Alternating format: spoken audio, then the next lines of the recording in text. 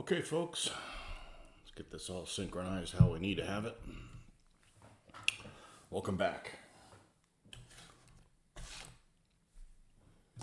Welcome back for the final stages of the artillery crew.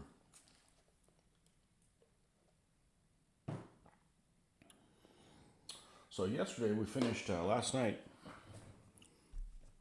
we finished painting the gun crew here. And off camera, I went ahead and sealed these guys. And ready for the next stage, which is popping these guys off, positioning them on here, and start gooping. Now the gooping is kind of a two-stage thing on this one, because just like the chariots, I've got to have the ground prepared before I put the cannon on there, and I'm not going to be able to reach the ground. So it is a multi-step type thing where you can't just do it however you want. So it takes a little bit of thought into it. So we're going to go ahead and pop all this stuff off, and we're going to position where these guys are going to go, mark where the wheels are on the cannon, and glue these four guys down, goop around them, avoiding the little spots where the cannon's going to touch, and bury some cannonballs in there, maybe a few rocks, and move on and do the work on the fast horde while that's drying, because it's going to take about 6 hours before we can go to the next step. Okay, there's your outline. All right, if you're expecting something else, well, you'll have to tune down at a different time. Marchin, welcome. Your polls are almost upon us. Can't wait to do them. They're going to turn out grand. Make your people proud. I hope. I don't intentionally go out to make figures look bad.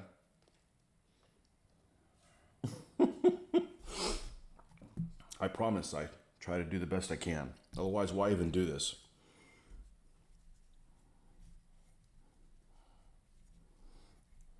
Just like I try to win with an army. Can't imagine playing a game and just because you don't like the people that you're playing.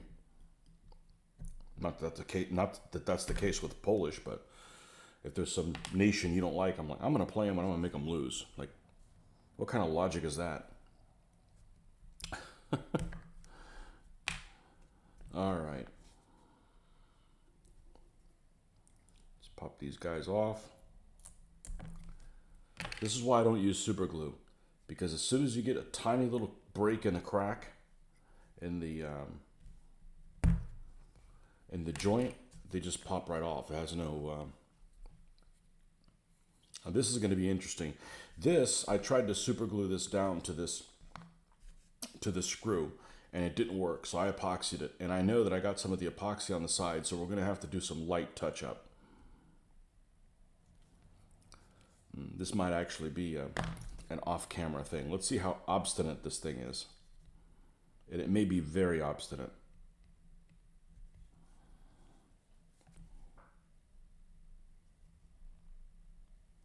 It's very obstinate. I hadn't counted on that. I've done this before and not had this much of a problem.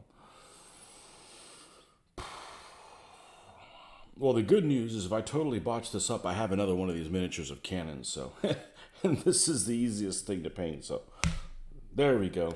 I just had to talk bad about it and it popped off.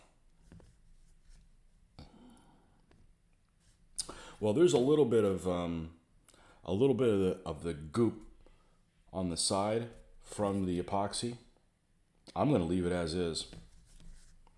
It's not that noticeable. Nobody would have noticed it if I wouldn't have brought it up. So, all right. So, let's get our little. We should have a pencil around here somewhere. Prefer to use a pencil to a pen.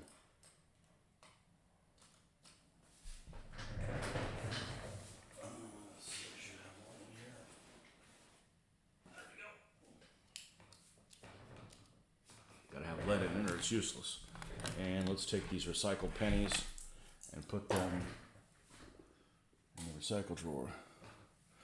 You're starting your Spanish. Uh-oh. Don't make those guys lose.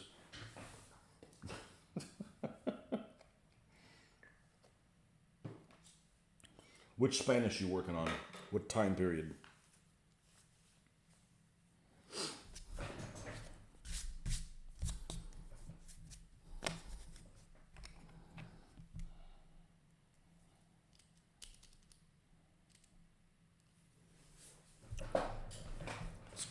fan going. What's the temperature outside? Like 58 or something like that? No, it's 50 hot in here then. All right, so placement. We're going to have the artillery piece here. The commander's going to be either in this spot back here or this spot back here. We got a guy with a bucket. He has a dark coat and the commander has a dark coat. So ideally, I'd like to alternate the colors. So I don't have the two dark ones in the back and the two light ones in the front. I think the scrubbing dude needs to be up here. Let's put the scrubbing dude with the bucket.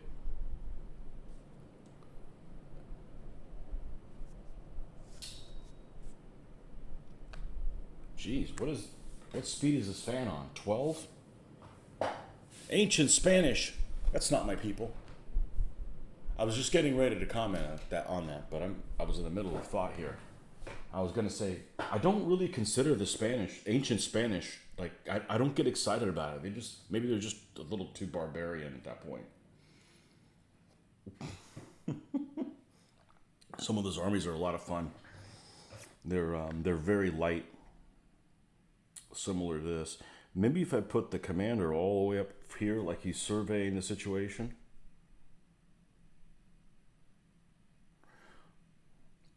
Like it's in between shots. And we're going to have the guy with the scrubber, because what that is usually there's a bucket that has water in it. And he takes the big loofah and he wets that thing down in the bucket. Doesn't matter that the bucket's not clean. You know, it's not like it's got to be crystal clear water.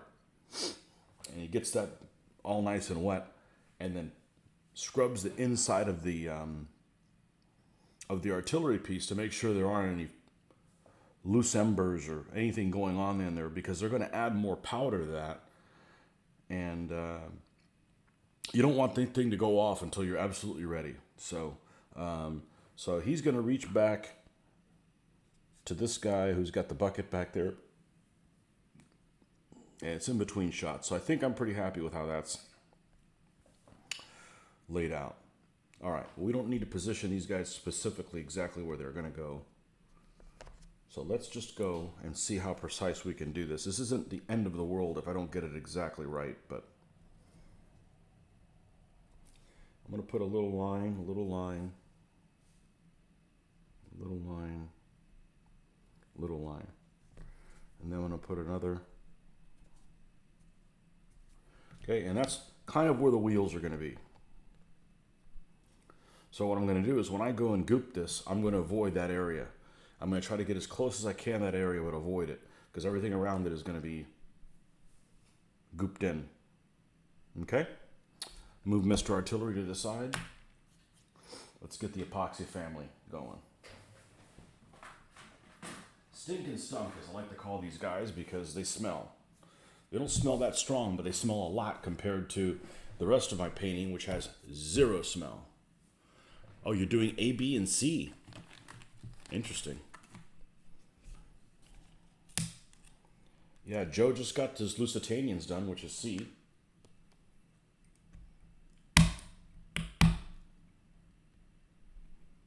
And we just did a battle a couple of weeks ago, maybe even just a week ago with him.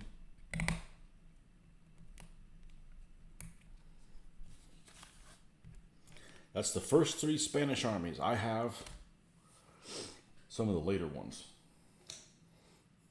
I have 335B.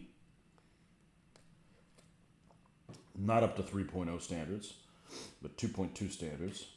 I haven't converted them yet. And I've got 468. I want to say it's D and E. I have the latest one that has the pikeman, the solid pikeman, and I have the earlier one that has the fast pikeman.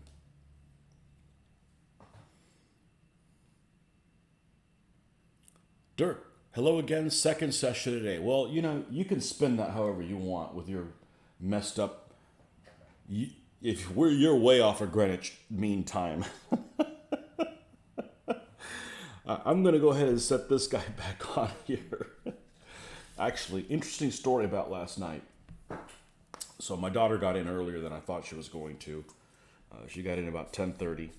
And when she got back, I went ahead and these guys had been dry already. So I went ahead and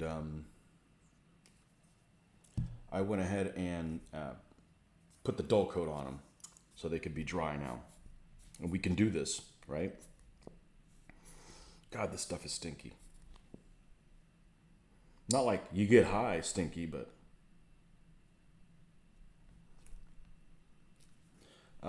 probably used too much of this. Oh well.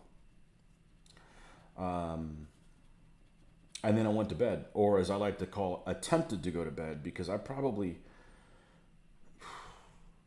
went to bed probably about 11, and I probably didn't get to sleep till 1:30, and I almost came back on, and it was just from drinking all the caffeine.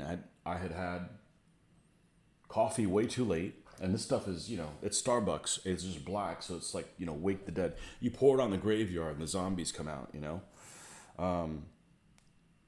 But that was the whole thing. I needed to stay up to go escort her from school.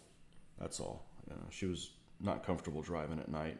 She didn't have a bad drive or anything, but she was tired. She had a track meet that she went to, and she asked me to do that. So I'm like, well, if we do that, then we need to stay awake. And only way I'm going to stay awake is doing that. But it kept me... I did not get a lot of sleep last night. But it's a weekend, so I can take a siesta whenever the hell I want, I guess. I don't want this guy's handle in the way. I think that's probably good. All right, let's put the bucket brigade back here.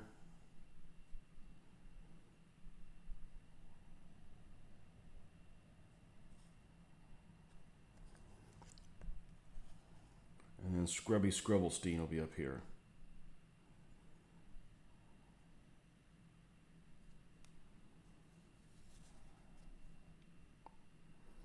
Okay, and of course, the cannon will be removed. Okay, so that's how we're going to goop everything also. I've got cannonballs to put on there. We're not going to epoxy them down here. They'll be dropped into the goop and painted after the goop is painted. So, you're painting a Knight General for your feudal knight. Oh, that's those plastic ones. I forget what they have. They have a Spanish name, don't they? Have a Caballero or something like that.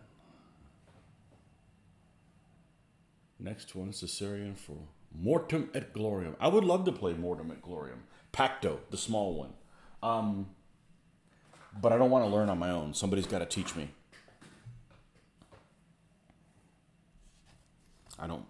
I think I've attempted to watch a video, and I'm like, I just don't have the patience to. I gotta play something. Somebody's got to walk me through it, because a lot of videos they explain things they shouldn't explain and gloss over things that should be explained. I don't know. Maybe I'm getting dense. Maybe I'm just older and it isn't worth it anymore. Maybe both.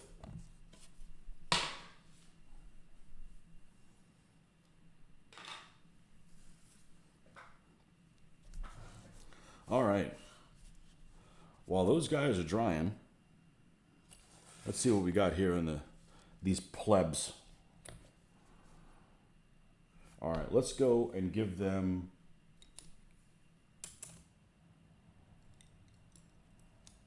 to make sure that we have black everywhere we need it. And for that, we're going to need a little bit more black.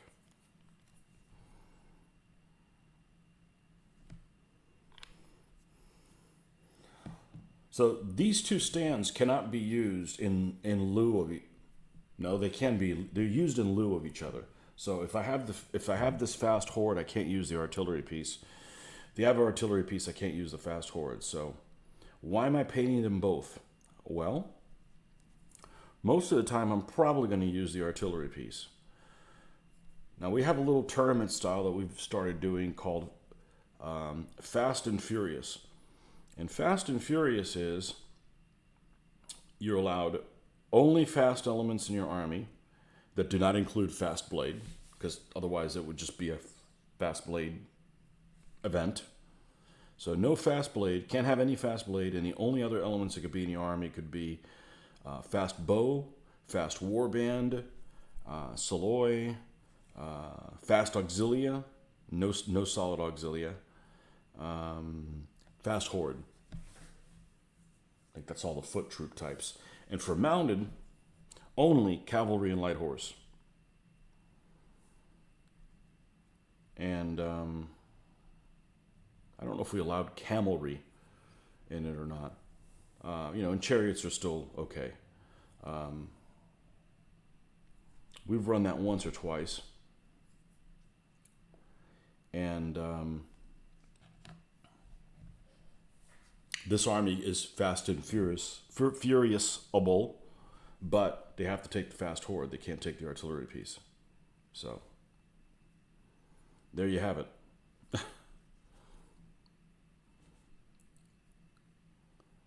That is why.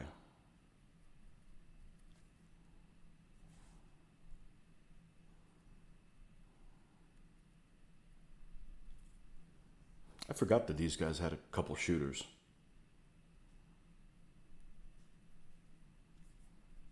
A couple shooting elements. And of course we can do wimp wars with these guys.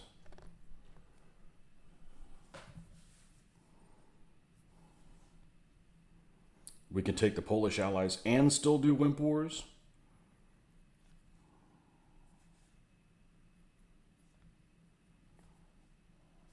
This guy looks like he's a butcher or something like that. He's got some kind of a...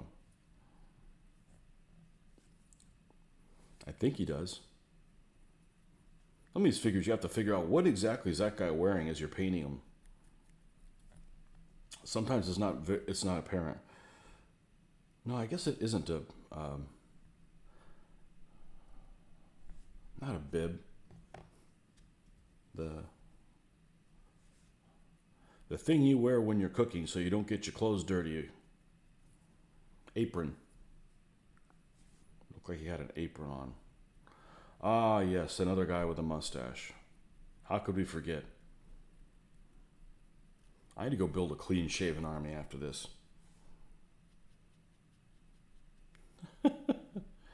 No, I don't mind painting beards. The problem is it just looks like everybody almost has the same face. So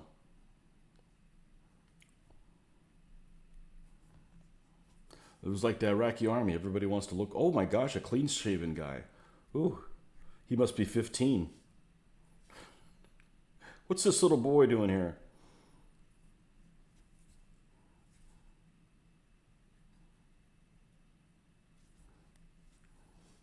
Just like the Iraqi army, everybody wants to look like their leader.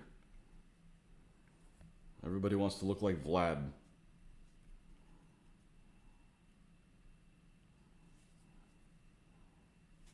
Okay, that's all done.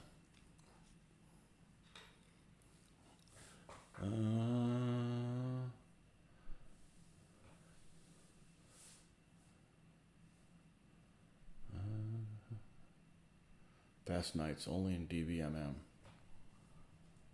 Yeah.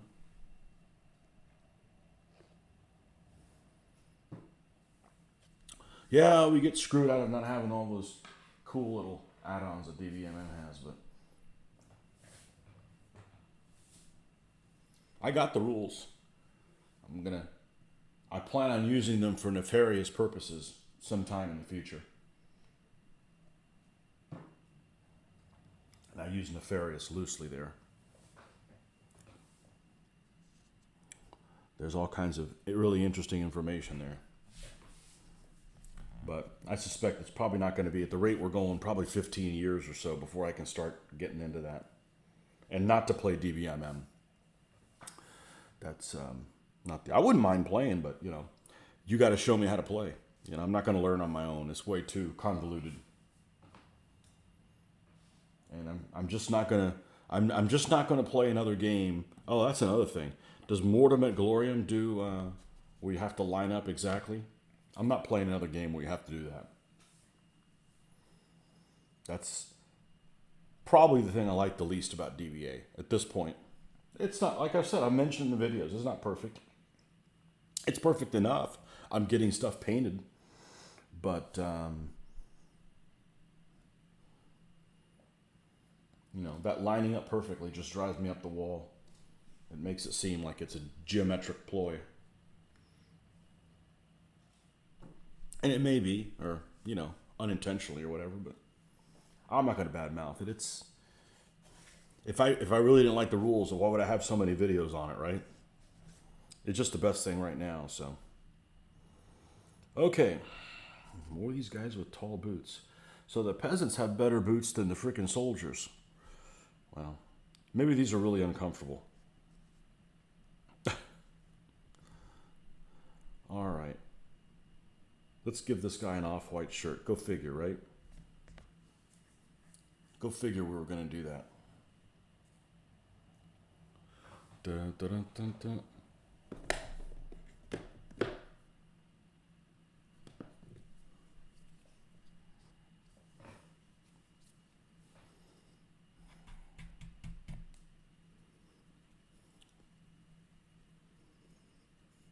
Good morning, all 6 of you. Or good evening. Or hello tomorrow. Or wherever. Hey, we need to have people all over the world. This is an extremely niche hobby. This is a hobby within a hobby within a hobby. I don't do fantasy. I do historicals only of a certain period. I mean, obviously, you guys can be in whatever you want. I mean, hell, you could be painting walls in a real house for, you know. I've done that before. I've done like I've done things in 1-to-1 scale and listen to somebody, you know's podcast. Next time in Florida, I'll teach you DBMM 100, which is DBMM for DVA-sized armies. Sounds good. Make sure it's on a Monday night so Mitch can play. He'll play anything, except that Battlestar Galactica game. But then I won't play that either, so. I'm not opposed to board games as long as the board game looks good. I won't play Catan. There's only a few games I'm like, I don't think I even finished a game of, so I'm not playing this shit again. It's not like not nice to, it doesn't even look nice to look at. And just like I don't like backstab, I was talking about that yesterday, playing games where you have to backstab people. I don't like that. It's not really backstab people, but pretend you're somebody you're not. It's just a little too salesy for me. And what I don't like doing is I don't like having to trade with someone. I think that game you have to trade, and it just looks awful. It looks, you know, it looks like Minecraft with like 2 pixels. Waiting for your dull coat to dry. Ooh. Good morning, Eric. Eric Jean Renting. Welcome.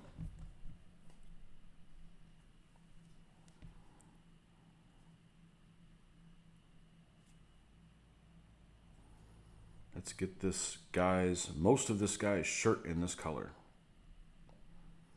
I want to get these guys done because I want to work on the big man. Big man's next.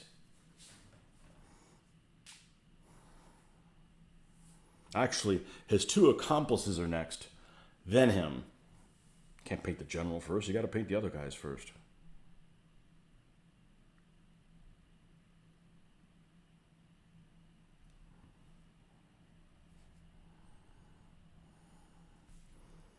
And then hopefully the other big man will come in. Other big man being the Moldavian prince. That's 3 knights. Got the other 2 knights waiting. Didn't have a figure that I liked for the knight commander. Hey, look, is it wasteful to order all these extra figures? Sure. But you know it's also wasteful? Spend as much time as I am painting things and painting figures that aren't appropriate. Like, well, these are the ones I have and they're the wrong ones, but I have them. I'm like, no, I'm not going through tens of hours of painting and it be the wrong figure. So, yeah, I ordered some extra figures. But I didn't do it until I was almost done with this army, so I can't back out. It's not like, you know what, I'm not going to finish this army now. It's, look, I've got 11 stands done. There's no turning back, folks. It's coming. It's happening.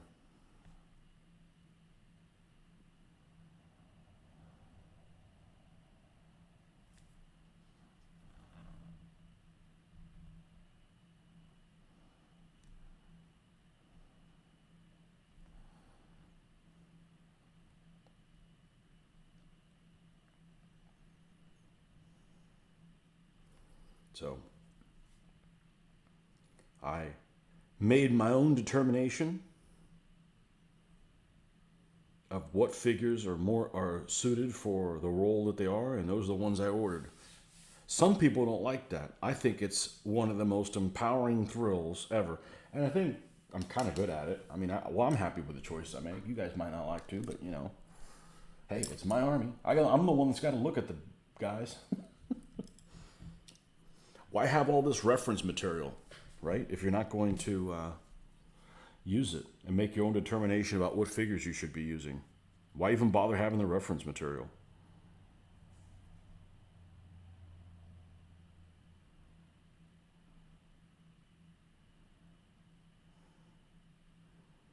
And I'll get to paint 2 flags.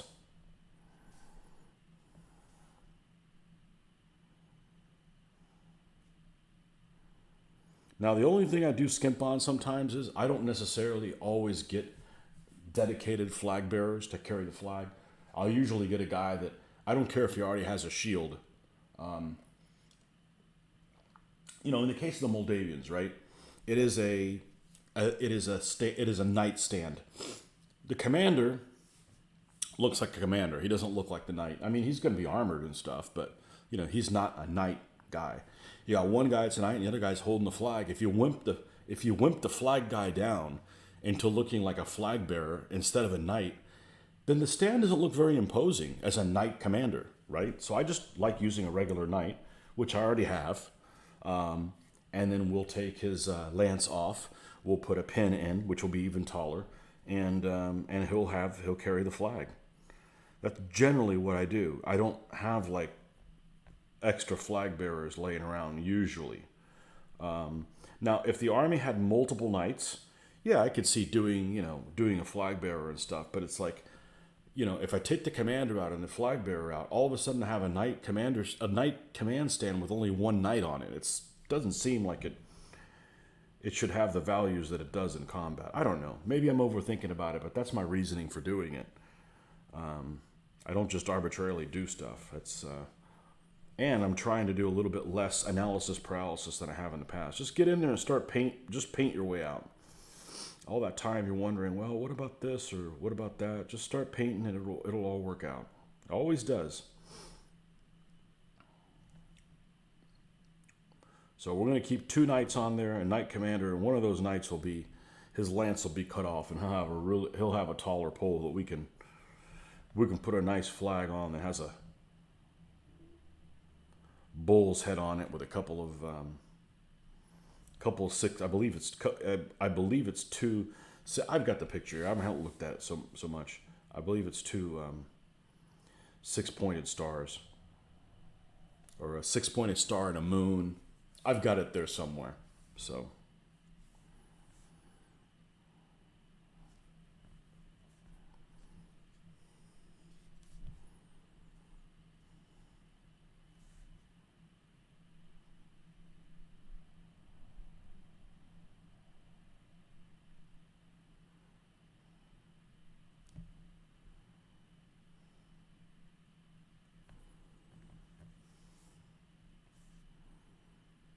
That's my reasoning.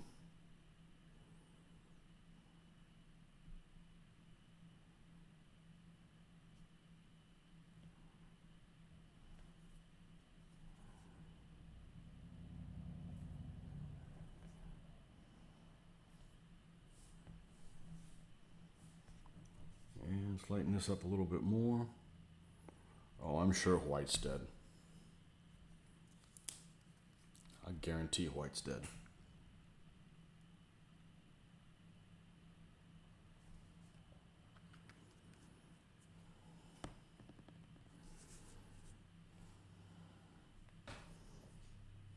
What do you guys think of this overhead view? You like that better? Somebody said that they liked it better.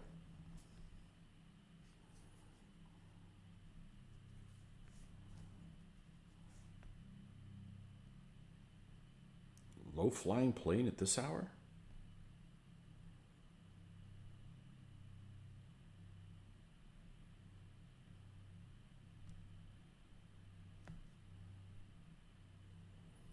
The Russians are here.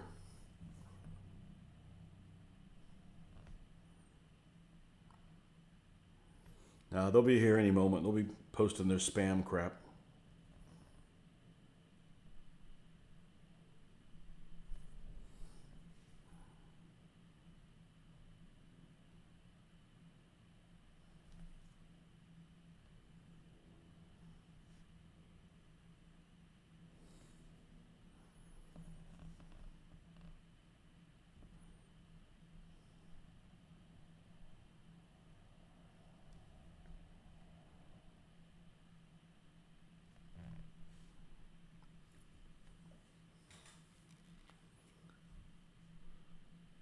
Stellar Conquest. Good morning. By the way, have you seen John Carter?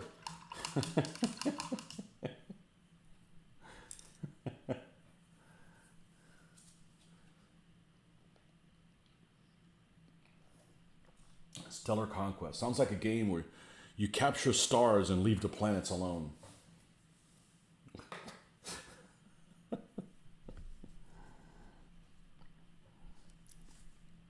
Good luck planting a flag on that one.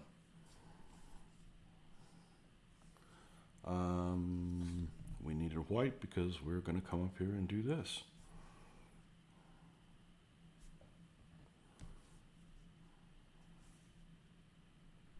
Yeah, what happened to the John Carter? Did that account get hacked or something like that?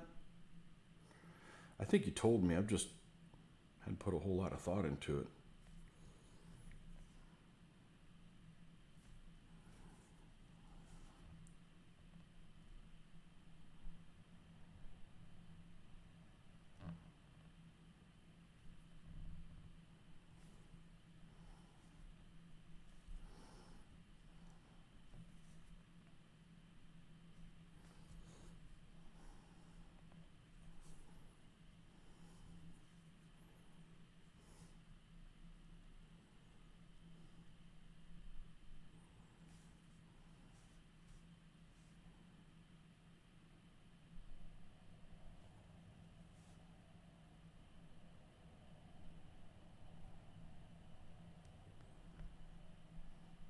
So here's a question for you folks that are in the UK.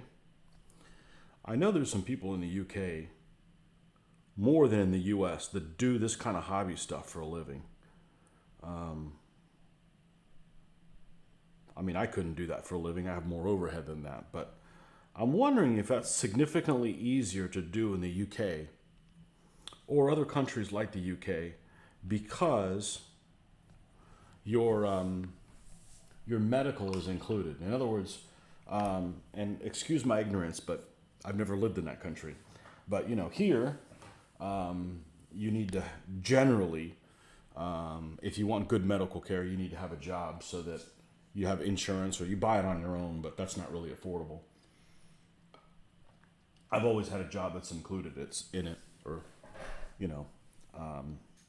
But anyhow, so if you don't have a job at all, here you wouldn't have insurance, but over there, it's all included, no matter whether, you know, as I understand it. So if you painted and did it under the table, it would show like you're making zero income, but you'd still have medical care covered. Is that correct, or am I missing something? That does not mean I'm going to go to the UK and start painting.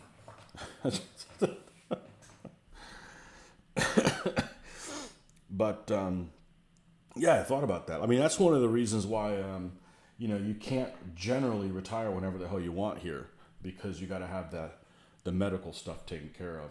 So not until you're, I guess in my case, 67, so 17 more years. Not that I could retire next week, but not that I wouldn't have anything to do. I got plenty to do. It's not like I'm like, well, I got to go to work because I'm bored. Not this guy.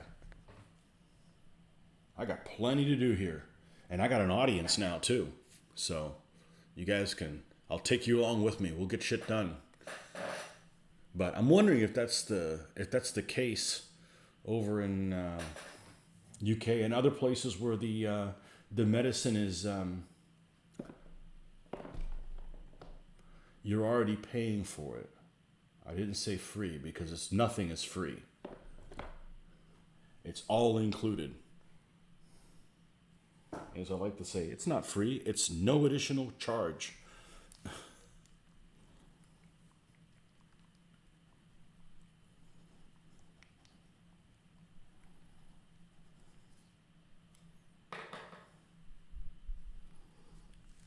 No additional charge.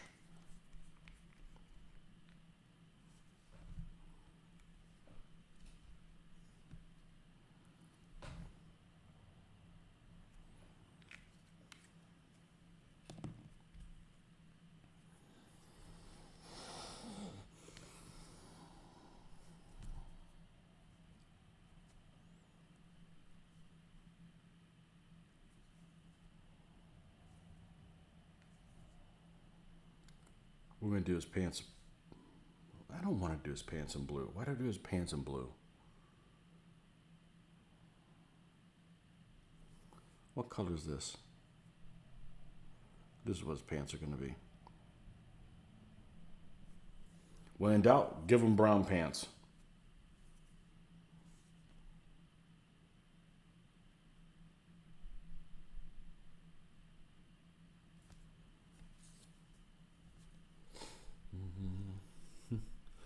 Crazy high taxes. Oh, I know that. Crazy high fuel prices, etc. over here. I know. Well, let's take the fuel out of the equation. I guess we're going to have an economy talk. Well, mine's going to be ignorant because everybody only sees a piece of their pie. And it makes sense, just like if you talk to a veteran, they only know what they've experienced in the war. They don't know what's going on in other theaters, and sometimes they don't know what's going on in their own theater if they didn't experience it. But looking at it from the outside, it seems like you guys have more stuff included. You guys have to pay for more things than we do, generally, okay? So you get paid more than we do, generally. Maybe it's an overgeneralization. So, the problem that I see, or one of the problems that I see in my limited lifespan is, at some point in this country, they decided to export a lot of things because they were cheaper to be made in other places, okay? We're not going to mention those places because now it's just pretty much one place. I like talking about that place. So, you have all these wares that you would buy with your income, and now we all of a sudden find a place to make them half as cheap. And they may be crappy quality, but still they're half as cheap, whether it's spoons, plates, whatever it is. Things that you need to, houseware, stuff that you would normally buy for your life. They found all of a sudden they found a place to make them a lot cheaper. So in doing so, your wages have not increased as they would in other parts of the world. And in the side effect of that is you can never go back and make them again in your country, because if the foreign wares were that much cheaper before, they're even more cheaper proportionally, because now all of a sudden they're not going to raise everybody's, oh, well, we need to pay everybody 50% more. And then we'll make things here in this country. It's like a catch-22. It's like, you buy cheap things at Walmart. Walmart isn't made here, and because the price of your goods didn't go up, it actually stayed constant for a long time. We didn't increase your wages. So, if the rest of the world doesn't do that, they have more purchasing power with their income. I don't know if I explained that correctly, but that seems like what one of the problems are. Because one of the shows that we go to is in Orlando, and the hotel that it was held at, not anymore, but the one it was held at before, had a really high percentage of English-speaking tourists, and they were either from the UK or the Commonwealth, and I don't mean Canada. I'm so and if you guys are being taxed to death, how do you ever have the freaking income to come to the United States? Well, you get more money. I don't know. How is it? I can only speak for the one here, but spiraling food prices, heating bills, average wage is supposed to be over 20 grand, but lots of people live on much less. I think everybody just owes a ton of money. Ah, there's the Russians. To the gulag with you. Oh, wrong screen. We have to flush them to the gulag from here. We will report you to the proper authorities. Just leave my page. Nobody's going to buy your shit. Go make your quarter penny somewhere else. Jeez, get a real job. Go get a real job where, you can't work from home in your underwear.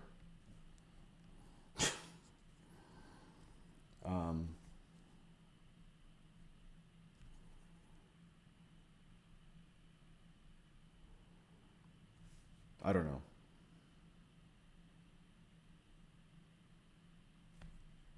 I mean, you guys get paid more than we do. And you should if you're having to pay all these extra taxes.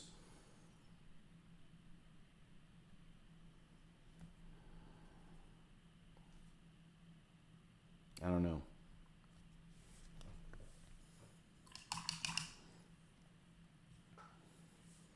But then you guys get a pay. I don't know how it works, but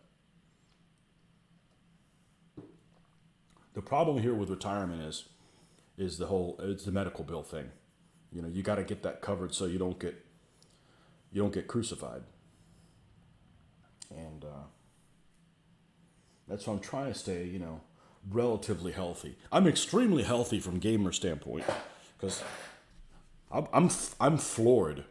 I'm floored what bad condition gamers are in. And it's, okay, so you're born with something, but I'm just saying, just from being fat and not exercising. I'm not telling you I'm exercising all the time, but when I hear stories like, oh, if you go to Historicon, you got to be careful crossing that highway because, it's dangerous. It's a freaking divided highway with a freaking turn lane in the middle of it. Did you ever play Frogger? It's not like it's in the middle of New York City or you're trying to cross an interstate or something. But man, if you have trouble walking, you need to get out more and exercise, folks. Now, you got some kind of condition. Okay, you got some kind of condition, but we can all use to move some more. And I'm trying to do my part, like going every other day with a family and stuff. So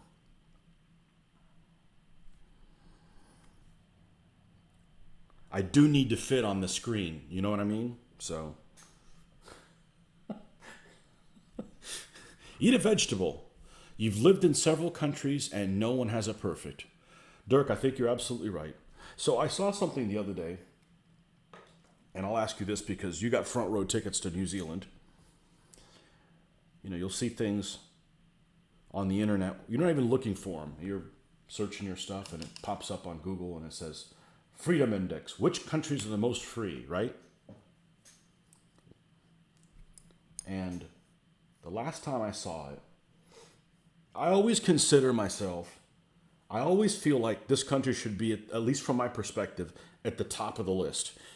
But I know Switzerland's always above us.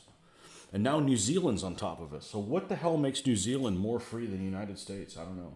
Maybe less maybe less lobbyists. I don't know. We're like in the top 15 or something like that, but what's happened? What's so great about New Zealand? Hardly anybody lives there. Maybe that's the secret. Pick who comes into your country. You pay higher taxes, but the taxes cover a whole lot of stuff, including pensions and medical. Okay, so when you say pension, that's our Social Security. How much is, when you retire, how much is a pension for a grown ass person, as they would say in the South?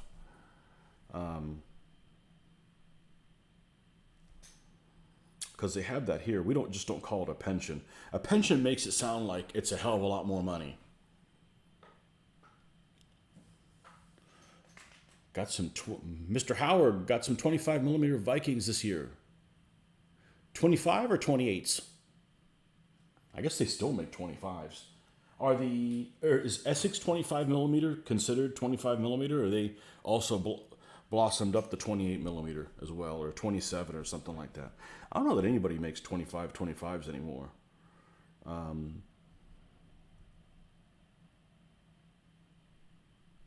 What color boots is this guy going to have? I feel like this guy's got to have some light colored boots. Well, why are we talking about his boots? He doesn't even have face yet.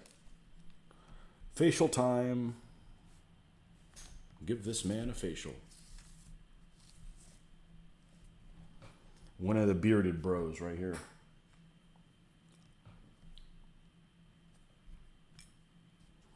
Like our pension here, the one you get, your Social Security, you can't live on that. You can't live on that if your house isn't paid for. I mean, I guess you could, but you wouldn't have this fast internet.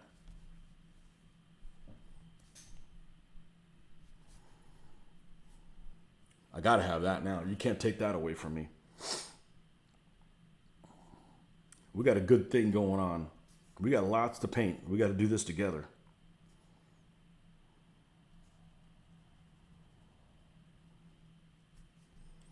Don't take my sunshine away.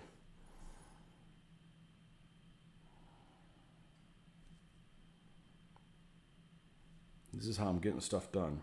Without this, I wouldn't have painted 3.5 hours last night on Friday night at the end of a week when I'm burned out. Well, Mr. Coffee had something to do with that as well, but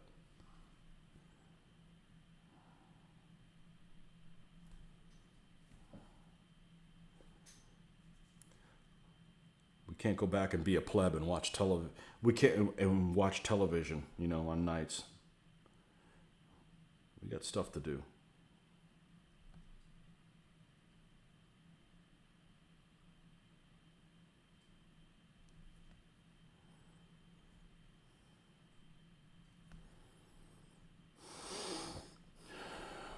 Boy, this guy's got a ton of hair.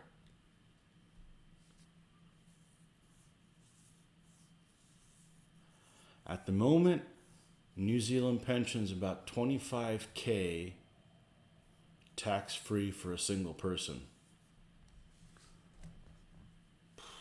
It's not that much difference in here. You can't live on that. You can't live on that if your house isn't paid for. So, there's a couple things I think that you need to have. You need to have, a safe place to live. You don't have to have a super fancy house. I don't have a super fancy house, but I don't need a bigger house, and, it's just fine. You need to have a working vehicle. I don't want to live somewhere where, I guess at some point I'll get too old to drive, but I had to use public transportation for too much of my early life while all my friends had, fast cars, so I'm going to drive a car as long as I freaking can, just out of principle.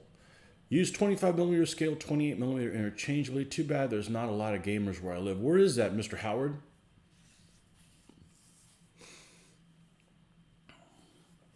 Yeah, I was talking to my wife the other day. I said, for the longest time, I wouldn't want to live somewhere where there weren't gamers. I think I could probably get away with living somewhere where there's no gamers at this point. I'm not saying I'd want to, but I'm just saying, if I moved to Wyoming or something like that and there's no gamers, I think I'd do okay as long as I at least can interact with you folks and go to conventions, a couple times a year and still get my jollies out, but just living somewhere without the internet, without being able to do gamer talk. I mean, you guys are from all over the world, and it's like, we see you every other day. Well, you know what I mean, see you every other day. Get to interact. I don't get to talk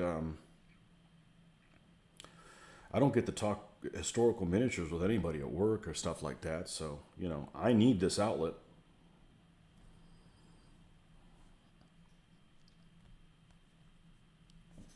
But I could handle living somewhere where there's no other gamers around. Have to do solo gaming videos. I really don't want to do that. I don't get to keep score. And it's not that I'm uber competitive, but it's cool. It's cool to look back and see how things were. and talk about, you know, which one of my armies are losers and can't win. All that stuff's fun. I enjoy it anyways.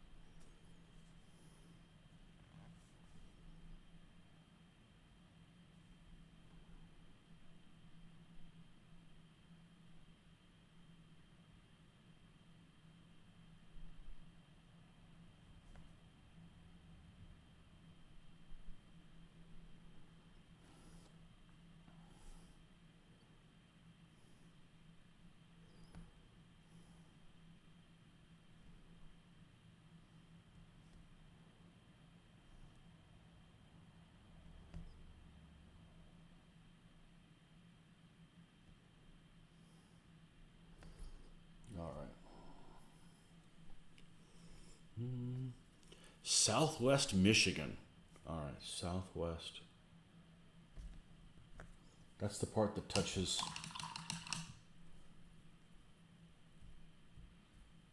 I gotta look at a map. That doesn't touch Illinois, does it? No other gamers, no other communists, but plenty of places to grow radishes. A place with no communists? I'm sure they're hiding there somewhere.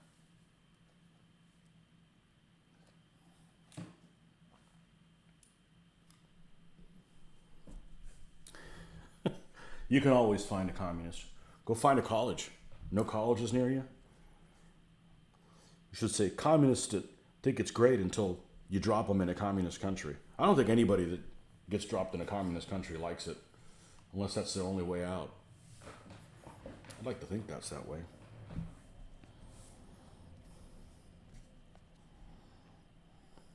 Communist and other dictatorial system. We'll just lump all them together.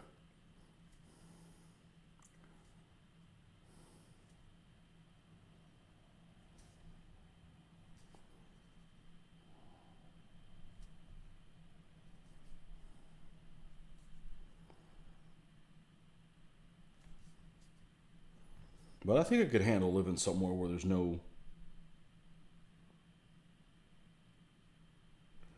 other gamers. I mean, hell, I did like 12 years of it. And I had no gamers here. And I had no internet. And I survived that, so.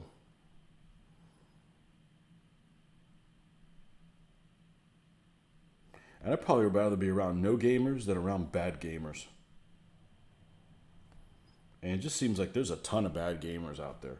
I haven't really experienced any, but man, I've heard horror stories. Cheaters and people that throw fits and people that smell. Sorry, folks. You need to shower and use deodorant. They make deodorant in every size.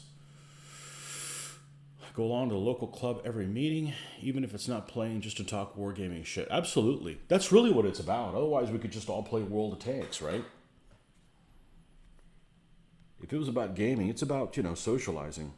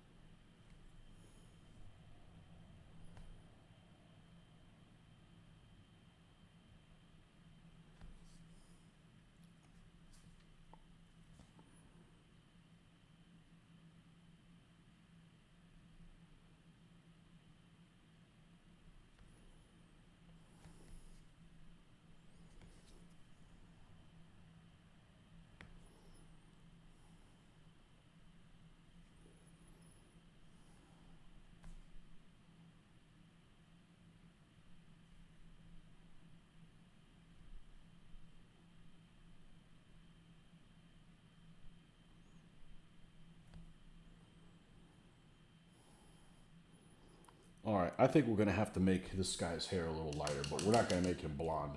I don't know how many Wallachians are blonde, but I have a feeling that there's probably not that many, percentage-wise. I just figured, a lot of them have, mixture between the Greeks and not too many blonde Greeks. I mean, sure, they have some, but, just percentage-wise. I had a friend of mine who was all excited about putting red-haired people in his army, regardless of the army. So he's painting Russians. There was a ton of, most of the Russians were red-haired. I'm like, yeah, you do whatever you want, but not in my army. You got to look at it, Look at pictures and make your own determination,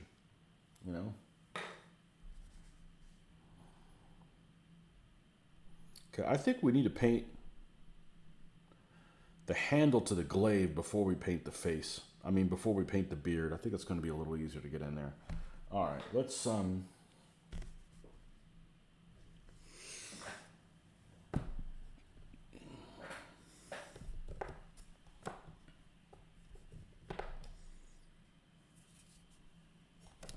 Yeah, I wouldn't tolerate I wouldn't tolerate any gaming if all my gaming people stunk.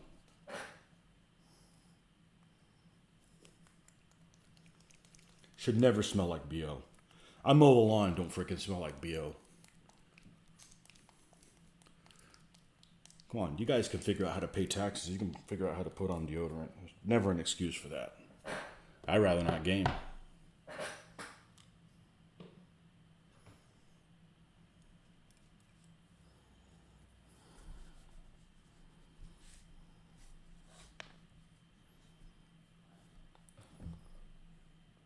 I'll do a video channel. How to put on deodorant properly.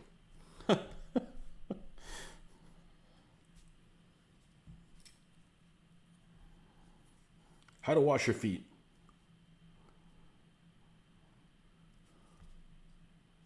We'll put Mitch in that one.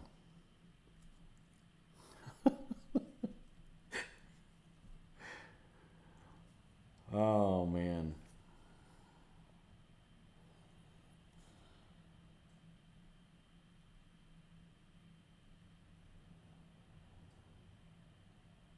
I'm sure someone out there. I mean, I got almost 1,500 subscribers. I'm sure at least one person out there watches my videos for Mitch's feet. I hope I don't find out who it is. You sad person.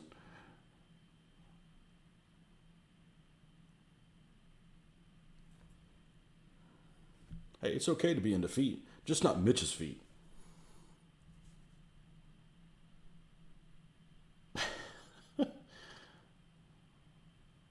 Rutabaga feet.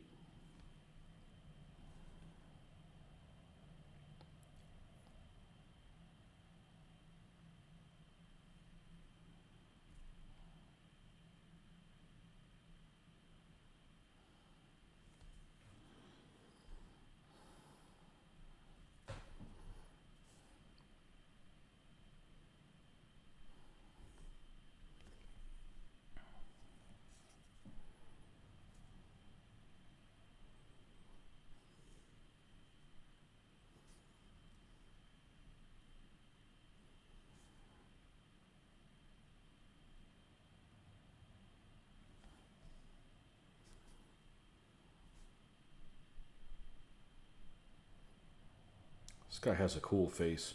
And what I mean by that is, the sculptor went through some detail, giving him some features that are unique to some of the other figures.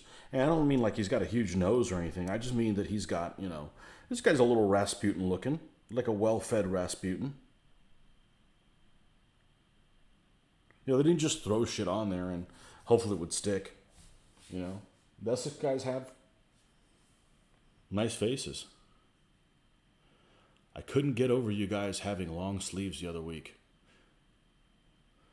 Man, I wish I could wear long sleeves every day. I'm not at home, but I love wearing long sleeves. You just seem like you're more put together.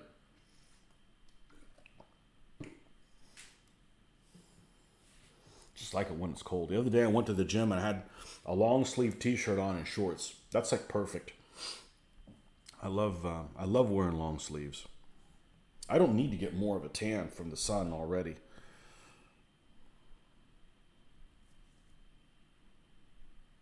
It's just too damn hot.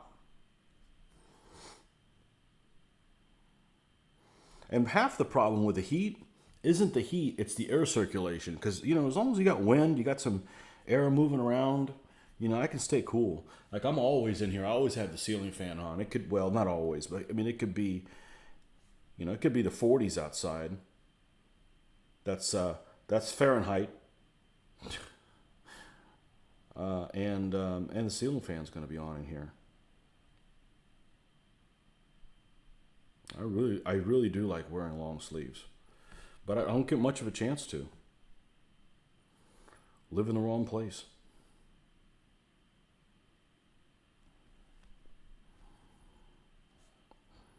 Yeah, what I can't get over is I get home from work. First thing I want to do when I get home from work is shower. I work at a construction site type place, so I don't necessarily get dirty, but, you know, there's dust swirling around, and, you know, you don't want to go, you know, I'm not in my best when I come home from work. So the first thing I look forward to is taking a shower, and it's like, man, I'm going to Mitch's house. It's going to be hot as shit out there in that shed. I'll go as is, you know, or, you know, I'll change and go as is, or these days that have been really cold, I get the shower and then go to Mitch's house, and then come home and I'm still clean and just can go to bed, you know. It's nice, but we're going to start getting into the bad temperature for that happening. This isn't going to happen anymore. Speaking of going over to Mitch's, there's not going to be any gaming Monday or Tuesday of next week. I got to be on daughter duty, so don't really want to leave her here alone.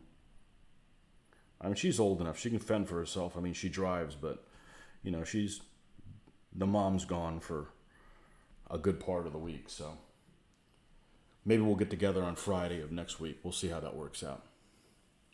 As soon as I get my Vikings painted, I'm buying some Old Glory Revolting Peasants. It'll take thousands of them, but they'll make great horde troops, and I love the army concept. I'm not familiar with the Old Glory line in 25mm at all.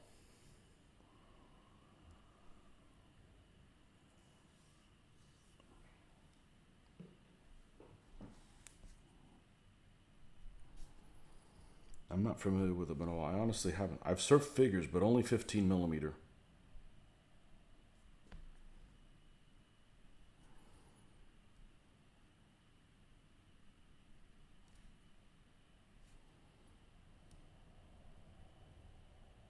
I like Old Glory, though. A good troop variety, which I highly value.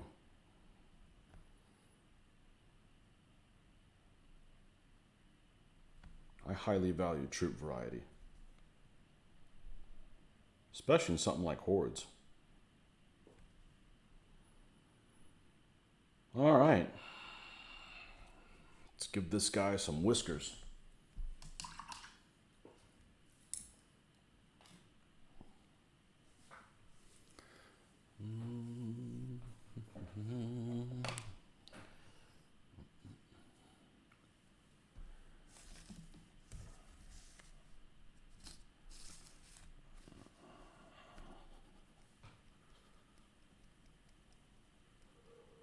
Oh, I think we've gotten carried away. I think we need to goop this guy. Mixed bag, huh? A bit shite. I think my hero sculpted some things in 25mm for Old Glory. Those guys who don't know who my hero is, that's Dave Alsop. The sculptor of sculptors, as far as I'm concerned. Discovered him with this 20mm that he did. And I absolutely love his work. And I don't have a shrine devoted to him because there's no picture of him. Otherwise I would. I don't know, he might have been an asshole in real life. I don't know. I just love his sculpting. You know, he might have been a child molester or a communist or something like that, but he still was a good sculptor. I don't care what he was.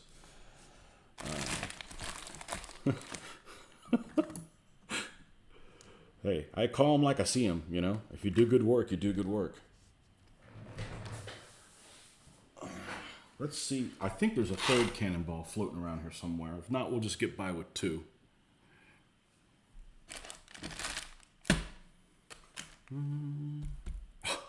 More than that, I got up to 4. Here we go. I knew I had them laying around here somewhere.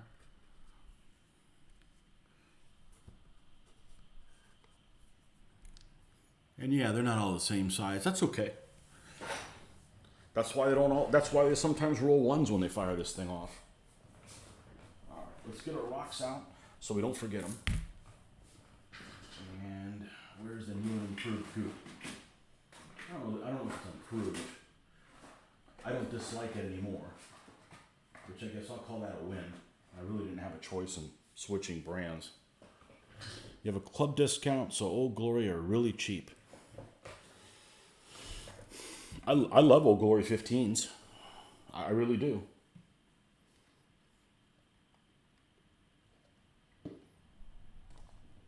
I really do. The only Old Glory figures I've seen that I don't care for was their World War II 15 millimeter stuff. But I'm new. World War II is just not a 15 millimeter scale to me. Maybe that's just me showing my age, but when I started wargaming, they didn't make World War II in 15 mil. Or if they did, they hid it in a basement somewhere. It was always 20 mil for me. And obviously, micro armor and that kind of stuff. Heroics and Ross type stuff, but it was 20s for me. As somebody posted on the miniatures page many, many years ago, the one true scale. Well, I wouldn't want to do this in 20s. I think 15s works.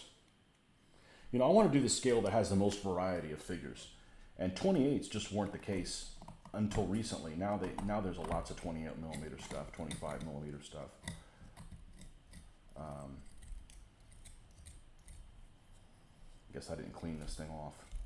The old one you could just dip in water and it would come off pretty easy. Let's see if this one's the same way. They got to be a similar material. Hopefully they don't discontinue this. The material's not sustainable. Yes, I'm killing the environment by using this little tin of stuff. Come on, folks.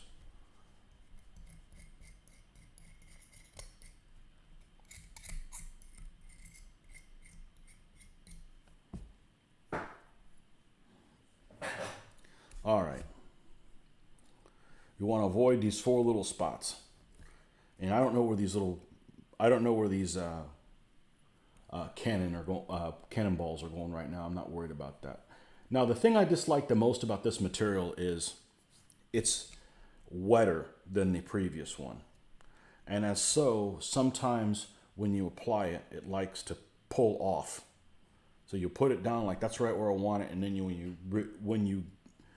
when you take this little implement away, it takes some of it with it. So, it's not perfect, but in some ways it's better. It has kind of a rockier texture that's more maybe in scale with the figures. So, hey, it's what it is. It's what we have now, and I may be tempted to buy another one of these and just hold on to it because I'm liking it. I didn't do that because I didn't know how this stuff was going to turn out, but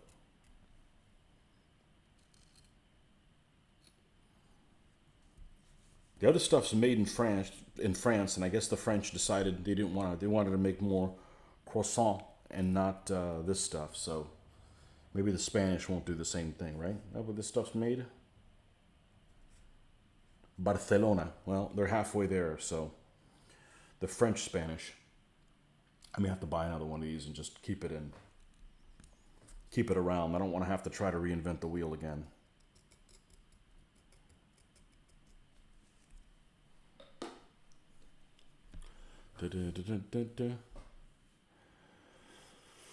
Yes, those of us who demand to be able to see our minis without magnifying glasses are still a minority. Too bad there's no good pewter ninja sculpts. Always been fascinated by ninjas. It's all fun and games until they're coming to pay you a visit. I can't play with ninjas. I'd have too much fun. That kind of fun isn't allowed. Ninjas are silent though, right? So I can't do like, whoa. I can't do those, those fake Asian sounds. That'll just ruin it for me.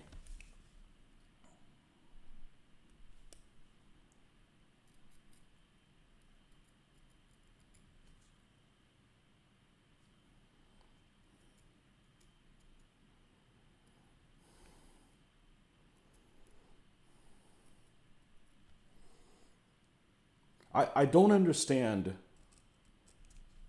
Well, until 5 years ago, I painted in 20/20 vision. I should elaborate that. I've been nearsighted since I was like 7. And until like 5 years ago, I just put my contacts in 20/20 vision and painted. And it wasn't until my up close vision started getting messed up, which is really strange for somebody who's been nearsighted their whole life to be able to say, oh, you can't see this because you're too close to it, is just crazy. We're used to things that are far away you can't see well because that's how it's always been, right?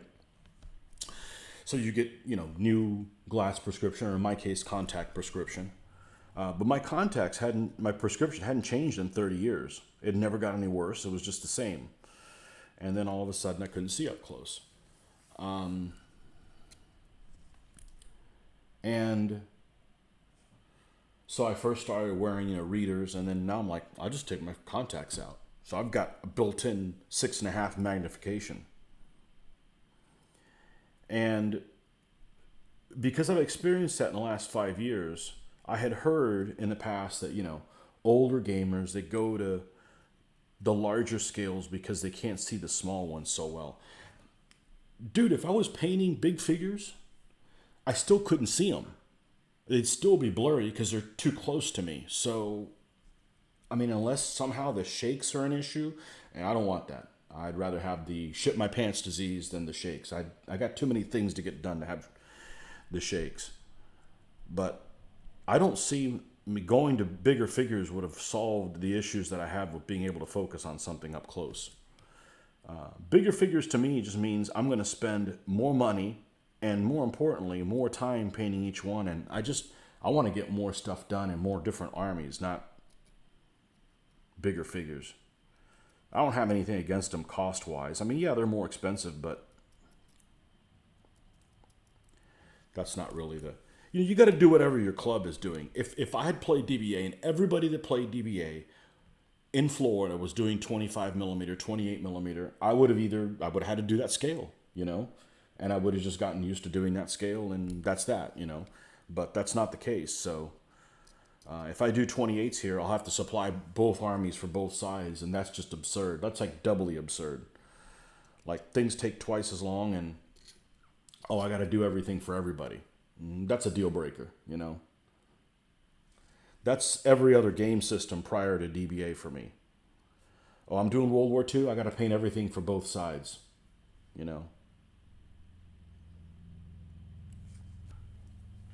So,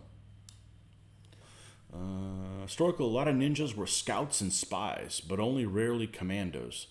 Not so much silent as sneaky. Oh, okay. Well, then there's hope then. That's my favorite thing, to do those silly voices. Even though they may not be accurate. Doesn't matter. It's part of my... hey, I grew up on those kind of cartoons and stuff like that, Let me have fun, damn it.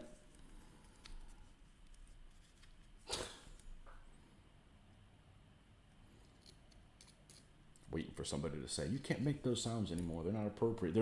They're culturally, what's the word? Culturally insensitive. Yes, I hate all things Japanese. That's why I won't drive another vehicle. I won't drive a vehicle it's not Japanese. Come on, man. I make fun of everything. You guys know that. I love Japanese stuff.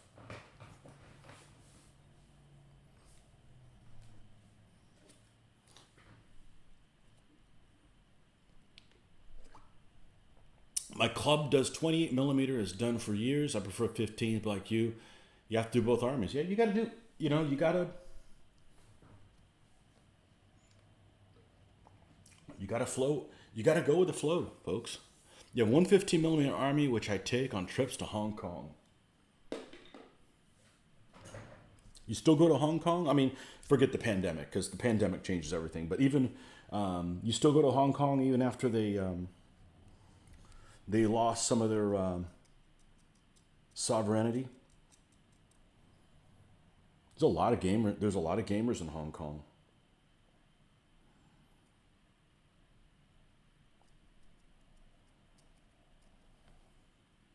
No doubt, because it was a British colony, and that's where all this gaming comes from, folks. The Brits.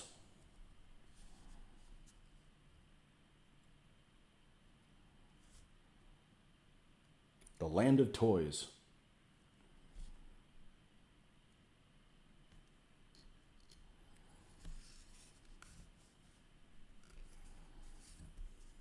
I remember when I was a kid and they had those, what are those? Those Britons, right? Those like lead, I think they actually were lead. I always wanted some. Never could have any. They're too expensive. They probably don't even make those in England anymore. That and the Matchbox were originally English, and what else? Dinky, right? Those dinky things, those were English. All metal freaking toys with rubber wheels and shit like that.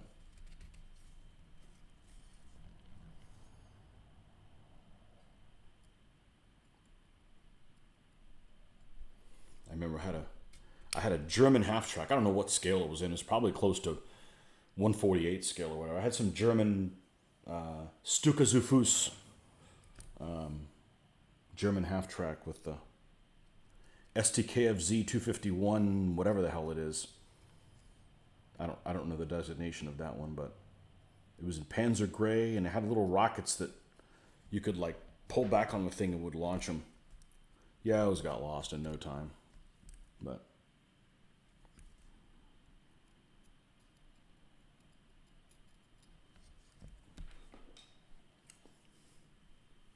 Corgi, yeah. Yes, but not since the pandemic. Yeah, I can imagine. That changes everything. One big wild card. Never know what you're going to get. You know what? I think I'm dancing around the problem. Because in doing so, I'm going to make it really thick in the middle. We're just going to coat the whole thing, and then we'll just scrape up where those markings are, and I hope I can find them. I'm dancing. Oh man, let's not get that on here. Nothing I can't fix, but why fix it? Let's just do it right the first time.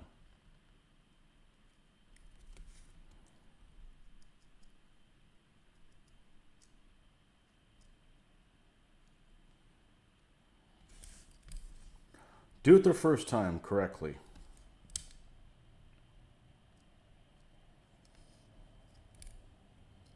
Corgi, yeah, that was the other one. Corgi and Dinky. Nothing like manly names for toys, for war toys. Now you just need a third company called Chintzy. Corgi, Dinky, and Chintzy. I remember when I was a kid, I had lots of Tonka trucks. I don't know why. I guess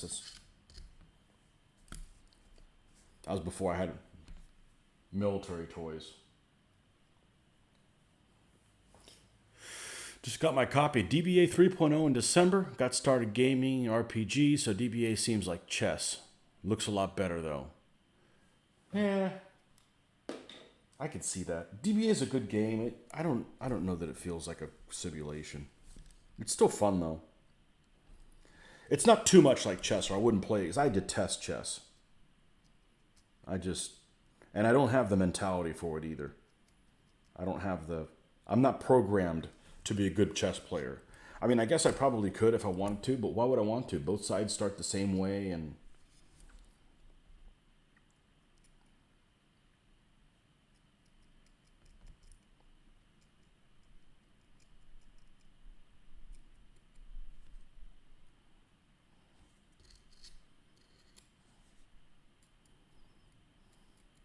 I haven't played an RPG since I was 14. Kicking like it's 1985.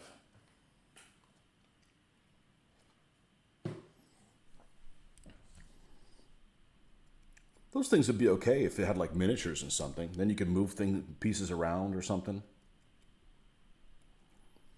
But just everything in your imagination, that's a little too... I'm too crafty.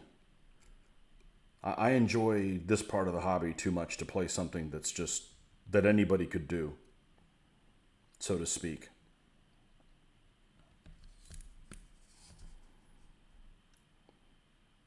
I know Scott from our group, he's got a role-playing thing going on.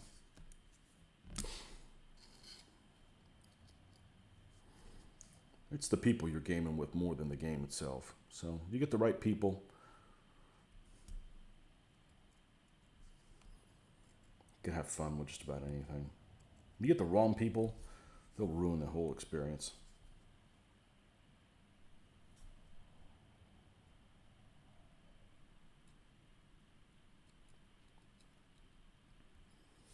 All right.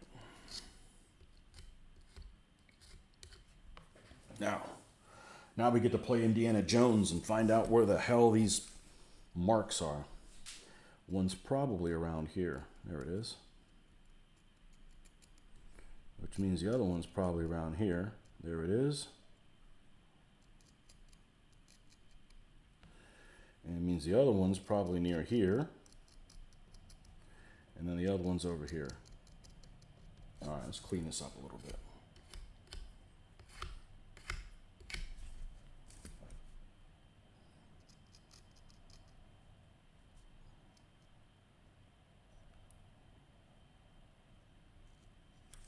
Let's take some of that off.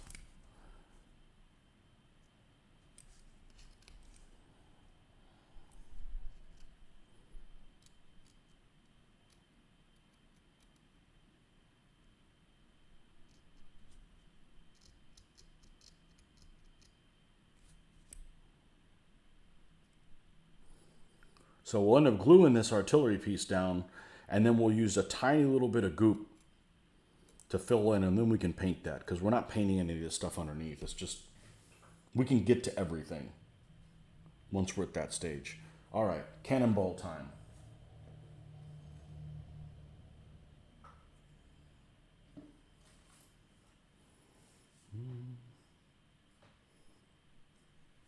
You like to play brushes and bases anyway. No experience necessary. All right, we're going to put... Oh, I don't have any freaking rocks either. All right. Luckily, this doesn't dry really quick, so we got some time to think about this. Let's put the rocks first. Make sure. We'll only have a couple of them. Adds a little something to them.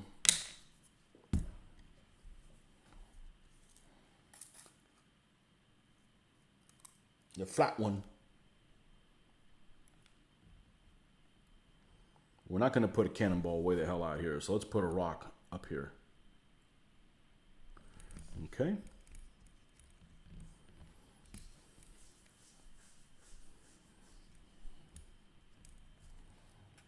No need in putting any underneath the gun. Not going to see them.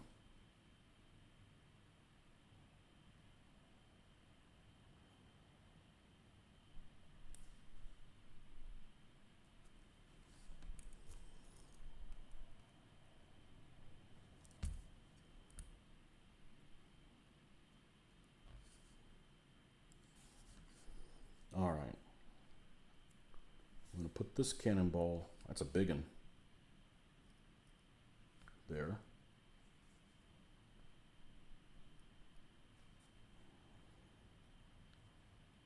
We'll put them all on this side. That seems reasonable.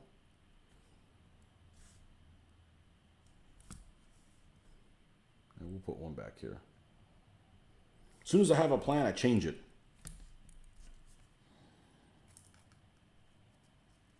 Oh, it's a tiny little rock. We'll have... Oh, man.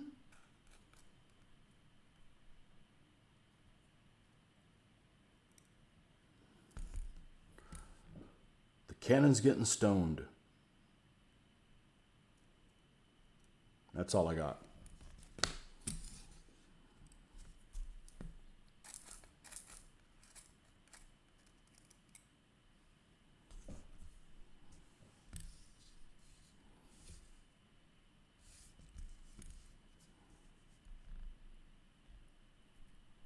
And of course, we're going to have some tuftage.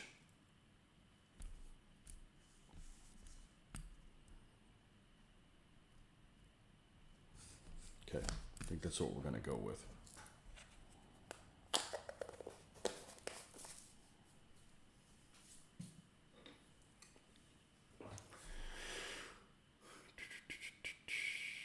What century does the mini you're painting depict? Well, it's supposed to be late 1400s, but these guys may actually be dressed for 1600 period. It's the Essex Eastern European gun crews. So I'm just rolling with it. That's what I'm gonna use. So even if it's not 100% accurate, you know, I didn't want to use one of those cannons that was just doesn't move, like it's in a almost like on a sled. I wanted to have little wheels, and I already had this one. It's the one that Essex adds to the army pack. So he's going to sit in the middle right here.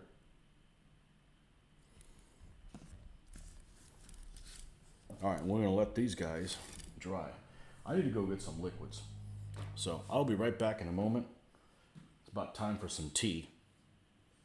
And I'll be right back. An hour and a half already. Wow.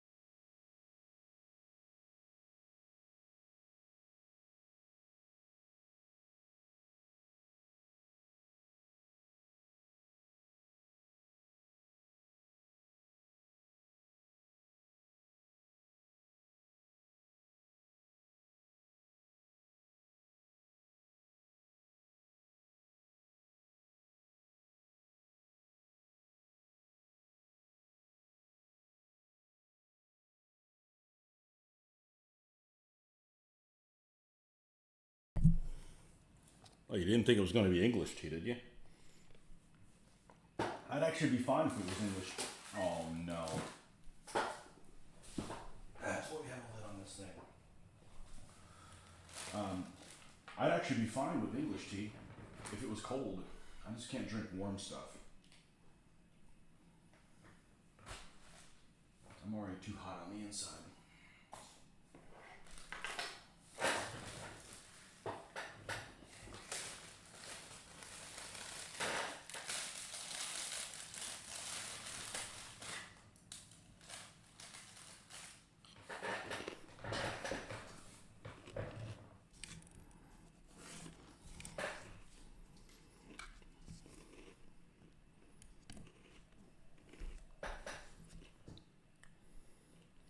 Maybe about 2 o'clock.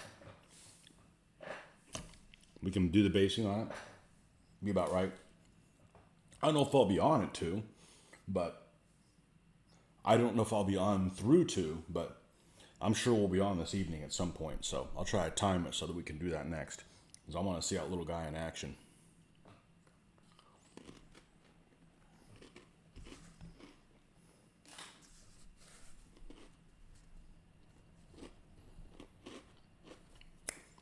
Facial on this dude.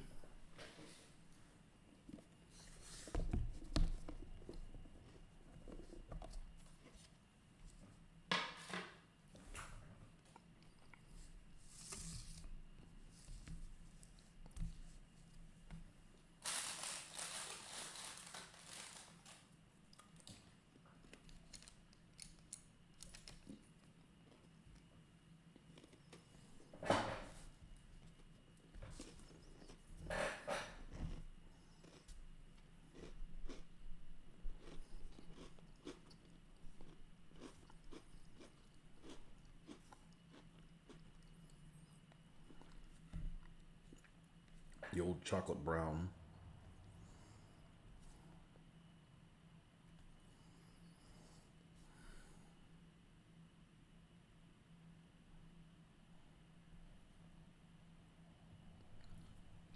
Man, this guy's got a mass of hair.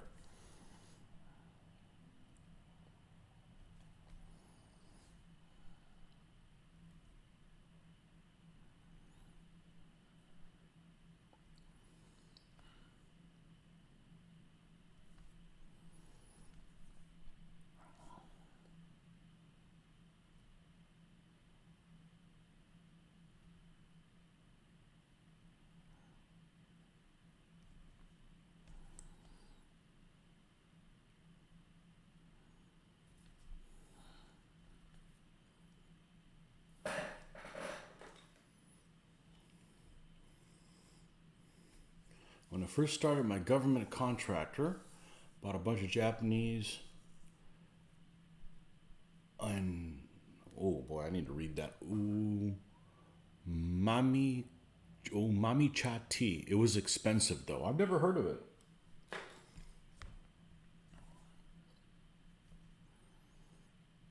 I don't like hot tea. I like the taste of it. Well, I don't know how about that is. Oh, I don't like chai at all. Oh, I don't like chai or chicory. Yuck. But hey, you know, that's why they make it, for other people to enjoy, for those ketchup eaters to enjoy.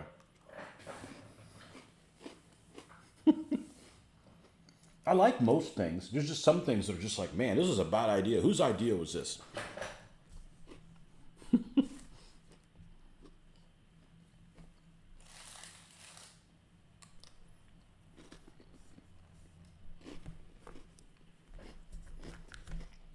I had a mom that made me eat everything off my plate, and it comes in handy now. Except ketchup.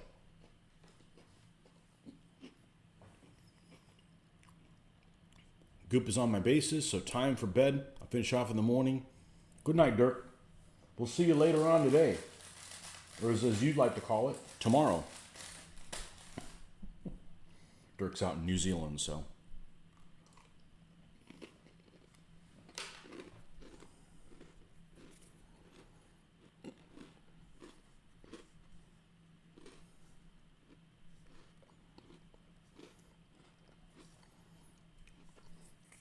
I wish the time commitment wasn't so long on these armies, because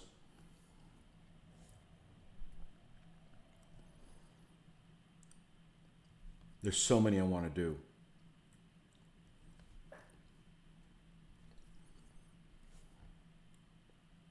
I don't want to half-ass them. We're going to use this yellow that's left over from yesterday to lighten this up. I don't want to half-ass them. And I don't want to, once I start one, I don't want to not finish it. So I need to think carefully about what I'm going to do next, because I'm going to be on that task for a while, for at least 6 months. So I don't want to choose something and 2 figures in, I'm like, man, I should have picked something else. So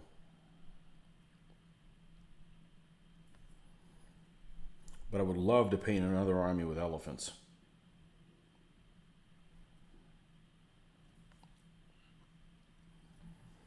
But I prefer these wimpier armies. Okay, that's enough of that. Now we'll add a tiny little bit of white.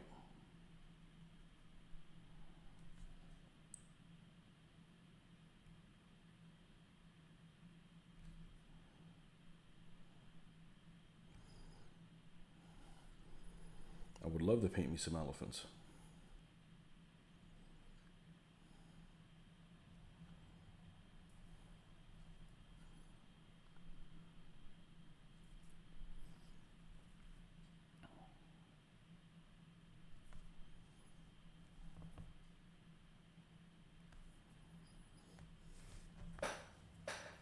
I don't have an elephant army. An elephant army meaning you know, it's got 3 elephants in it. I've got an armies that have an elephant, or my Rajputs could have an extra elephant. In 3.0, I haven't converted that army to 3.0. I think they can have a second elephant, pretty sure.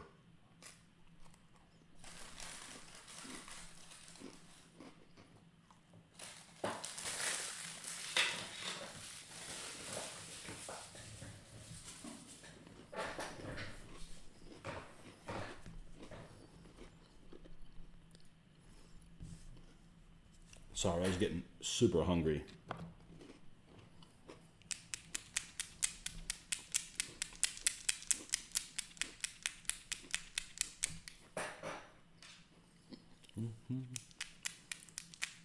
Hello from France. Welcome, Pierre. Menal. I think that's Menal. I'm not sure how the accents sound in French, so my apologies if I didn't say that correctly. Try Milo sweet tea. Mom raises kids in university towns. Exchange recipes. International students must try one bite of everything. I'll eat anything. Doesn't eat me. I don't eat weird meats, weird animals, or weird parts of animals. But I'm not scared of vegetables. Certainly not a rutabaga. Never had rutabaga. I'm not scared. It's a root. What could it do to you? Fry it. Rutabaga fries. I bet you could do that.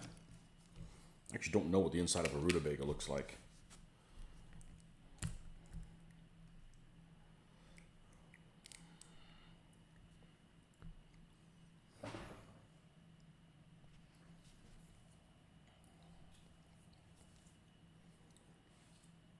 There's a guy who prolifically posts. He's from France. And he prolifically posts on YouTube, because I get these YouTube suggestions for his videos, of all these armies as he completes them. But it's in French, so I can't, you know, I haven't checked him out. Not because I just can't read French. I don't have a problem that he's from France.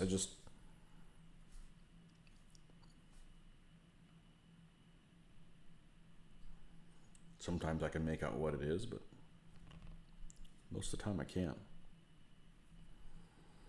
I'm so far behind watching other people's YouTube stuff. So far behind. One of my favorite YouTube channels is that Diecast Racing, and I don't know, 6 months, 8 months behind. I haven't watched any of his videos, and his videos are ridiculously good.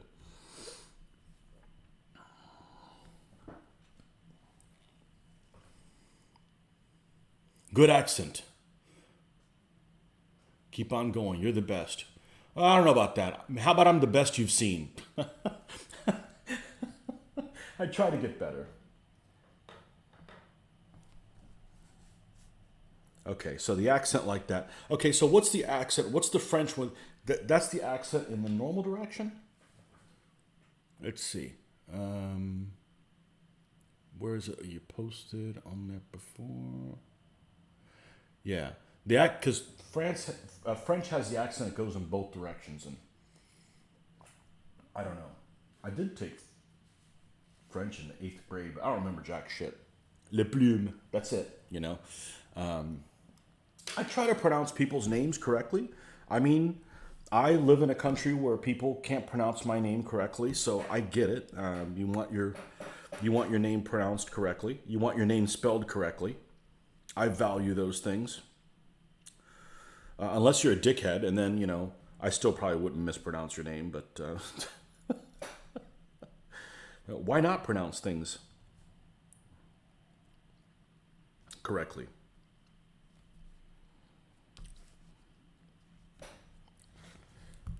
Speaking of French, I had a friend of mine who hated everything French, but he didn't know a single French person. Like, what's the sense in that?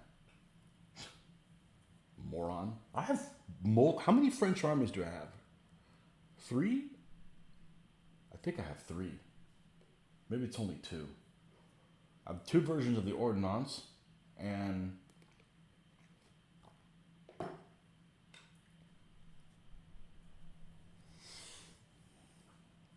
yeah. I don't have a problem with the French, unless I'm playing my Spanish and they're keeping me from conquering the world. Then I don't like the French so much.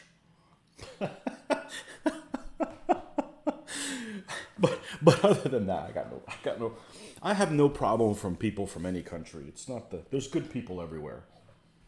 There's bad people everywhere too, unfortunately, but there's good people everywhere. And you shouldn't judge. You shouldn't judge people from one country just because you met one person. Just imagine if I was judged by someone met from New York City. No, I am not like that. I am nothing like that. Maybe you like people from New York. I don't.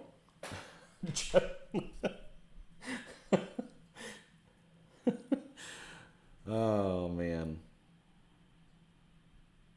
Yeah, this guy never liked anything French. I'm like, and he never met anybody. I'm like, come on, man.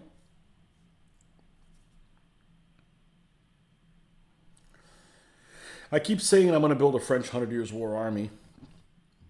The Harbach twins have 200 Years' War English armies, so it makes sense that I would. That's a high commitment, and that army is just too good. I'd rather paint armies that are more unusual, a little wimpier. That's just a lot of solid troops that, and I've seen, well, the whole point is to do the heraldry. I love heraldry, and there's a massive amount of information on that. The problem with doing a 100 Years' War French army is I'm only going to do one, right? So I have to pick what period it's going to be. Am I going to do Crécy, or am I going to do Agincourt, or am I going to do after Agincourt? Well, after Agincourt, my French ordnance kind of kick in. So, the armor changed quite a bit. So, the problem is what do you do? What I probably would do is do between the two. And just split the difference. What kind of construction do I do? I don't do any. I am a building construction. I don't like talking about work because I'm not defined by my job. I actually don't understand people that are, but I'm a building construction. That's what I took in college, and I work at a company that makes products out of concrete. I don't make any of them. I just handle logistics and stuff. And next month I'll be there 28 years. So, but I don't use anything of what I used in college, as most people do, unless you're a doctor or a lawyer or something like that. You go to do A and you end up doing B. I think that's pretty standard I don't know if it's all over the world, but certainly here in the States. Is hot worth buying? I have it. I don't care for it because the thing that's really difficult to understand about DBA is the lining, the conforming, all the geometry crap that's very abstract.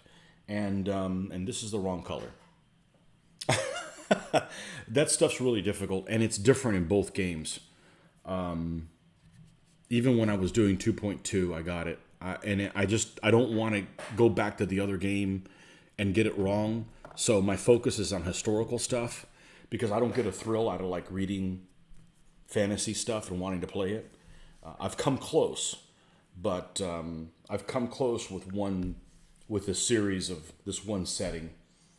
But I'm generally not interested in reading any fantasy, and so I've got to do one or the other. I'm going to get really confused, and that's why I don't do hot. If the engine was the same, and then the only difference was the factors or the units, then yeah, I would do both. But some people only play hot and never play DBA, so it depends what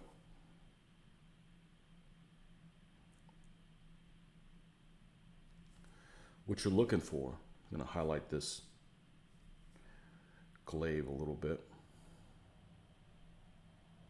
The thing about known oil, it dries really, really fast.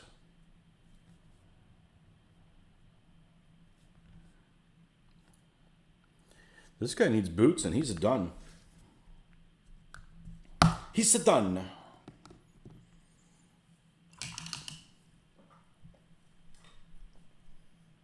Yeah, I got nothing against the French, man. At least they can drive on the correct side of the road. Yeah, I went there.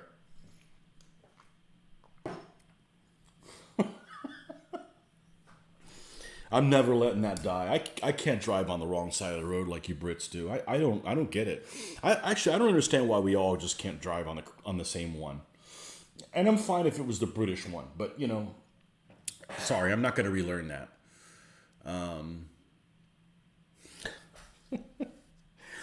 Oh, well, he's got. I think the dark color boots would be fine on this guy. Let's just go on there. I like proletarian armies, or those that are highly specialized in some way. Oh, we're using big words today. Proletarian armies.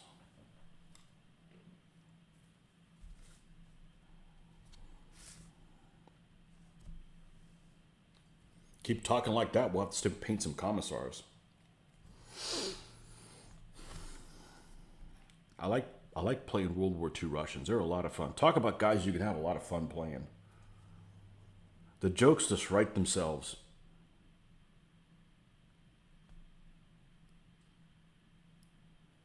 The jokes just write themselves.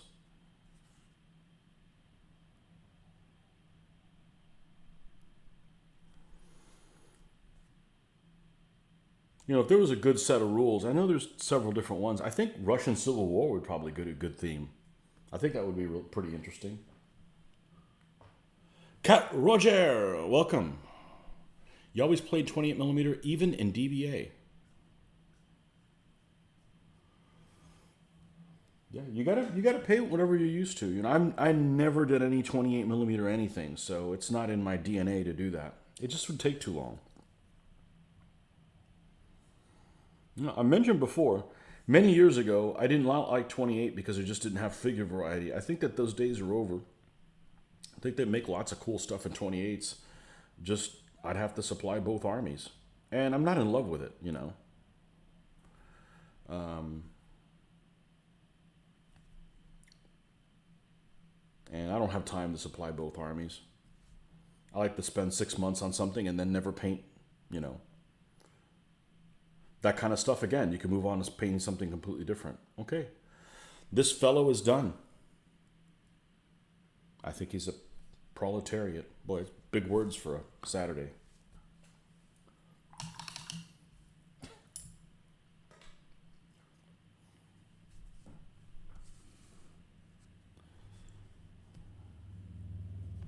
Painter and a player for 30 years. What do I got? 35?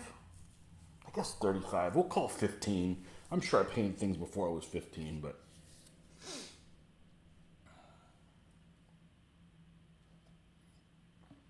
When I first started playing DBA in 2004, I'd already been painting almost 20 years. And I brought my first army. People were like, oh my gosh, your stuff looks great. And this is your first DBA army? I said, yes, but it's not my first time painting something, you know? Now, given I'd never painted horses before, loved it. You know, I'm a World War II gamer. You know, I still say that. I'm a World War II gamer, even though I don't game World War II, because I'm like, add all the bad adjectives you want of a player.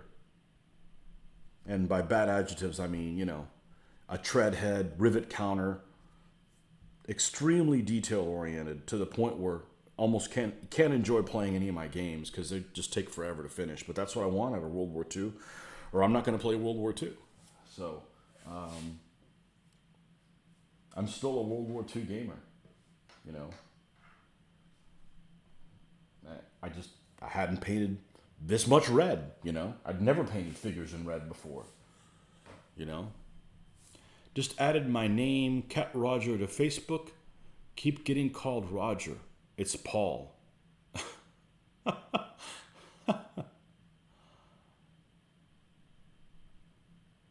But not good in both.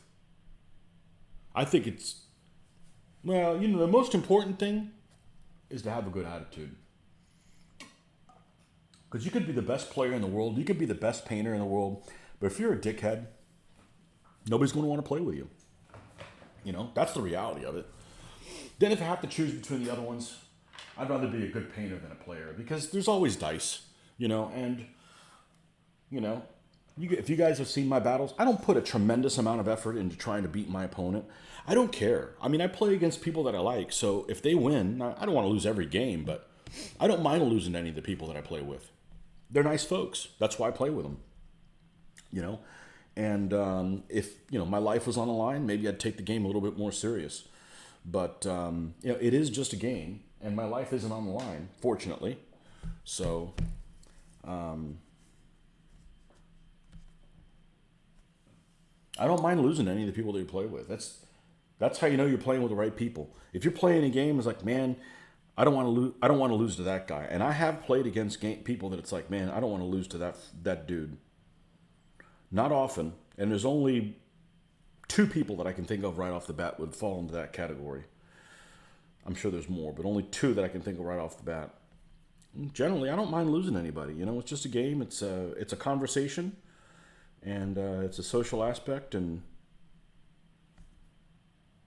I think that's what makes it good. This guy's got almost like a chef outfit.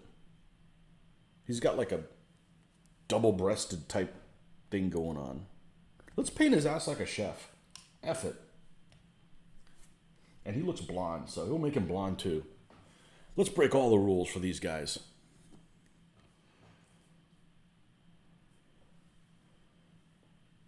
You love playing Warhammer despite the rules. Have a few successful armies. What's worse about Warhammer, the rules or the players? Because it seems like the players suck. I'm not saying you. I've watched videos and it just seems like people don't paint things.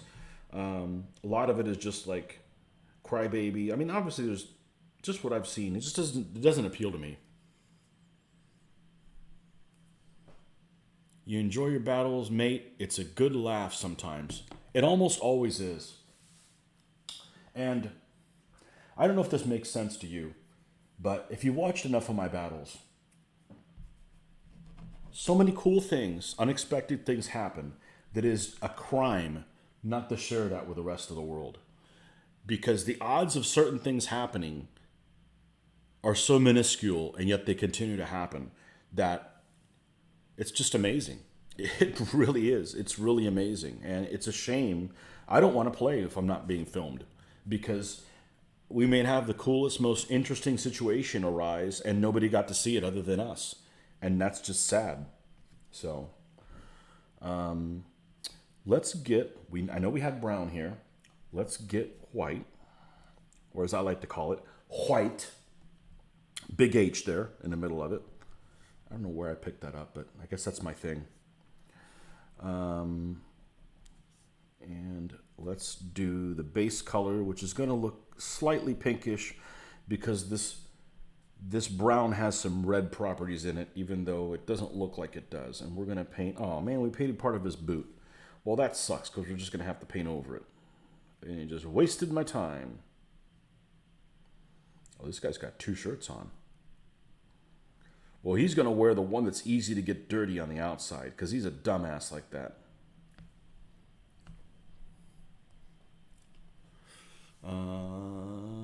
Warhammer is too long. They lost me with AOS, though. Age of Sigmar, okay? At least I have my Warhammer Ancient Hebrews. You all want to play against Mitch. You don't want to play against me? How rude. Mitch has the right attitude. Never gets upset. I remember way back when we started making videos, somebody complained. Need to do something about Mitch. He laughs too often. I said, well, he's just a funny guy. He's a happy-go-lucky guy. He just doesn't paint. That's his problem. And he could use some better feet.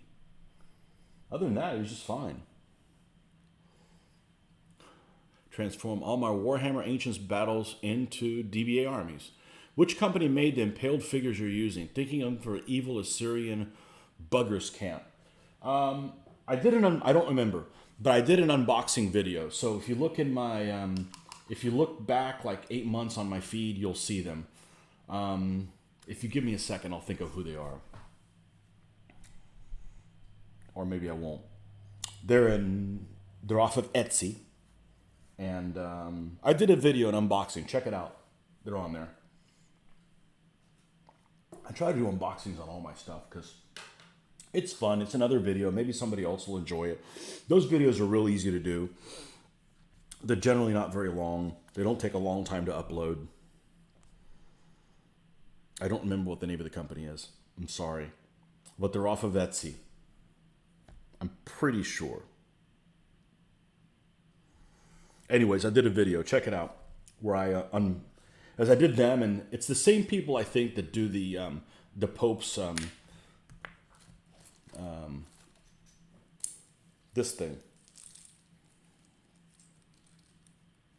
All this stuff that I got for the Pope. Where I got his throne. I'm sure we'll use some of this stuff in something else that's coming up. But whatever printer they're using, it does pretty good work. It doesn't have a lot of flash and has really good detail. I don't remember what the name of the company is. They make a lot of other stuff. They make it in 28s as well. I'm real happy with them. The Impaled guys will be after we do the big man himself. So it'll be coming up soon. The problem is finding figures that are impaled correctly. So that checked the box of they're impaled correctly, and there is a variety. So it's not like all one pose. I know Donington makes them, but they're just impaled through the stomach. Just like if you had like a piece of paper and you put in one of those things that people used to have on your desk that was just a point and you'd run them through like that. No, they need to be impaled anally. Sorry to be graphic, folks, but that's how it happened. So, but there's no skin, there's no gore. Well, there's skeletons. That's all you can see. So, you know.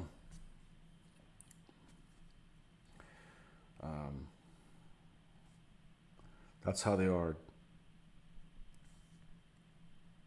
I want to say the name of their company is Dungeon Torch or something like that. I could be wrong. I haven't thought about them in a long time. It may be Dungeon Torch. Look it up. I got a video on them. So.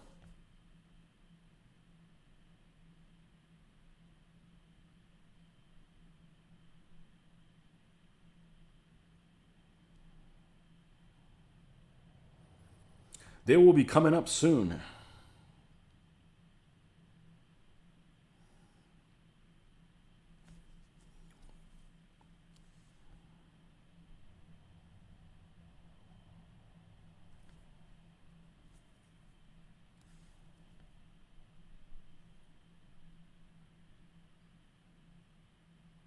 They didn't come with any packaging, so it's not like I could save that.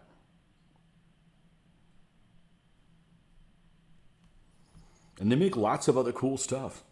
Lots of cool stuff. Maybe you'll find something there that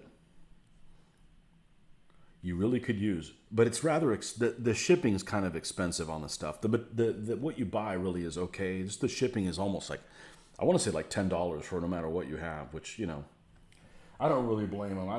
I detest going to the post office. So, some of my Vikings came from Victrix in Great Britain. I am not a fan of plastic figures. I like the heft. That said, I'm not opposed to painting them. Actually, the first plastic figures I'll paint will be these impaled dudes. I guess that's considered plastic. We'll see how the paint adheres to them. I'm sure they'll be fine as long as they don't get abused. And honestly, they look like they're so delicate that I think I'm going to be careful handling them anyway. So.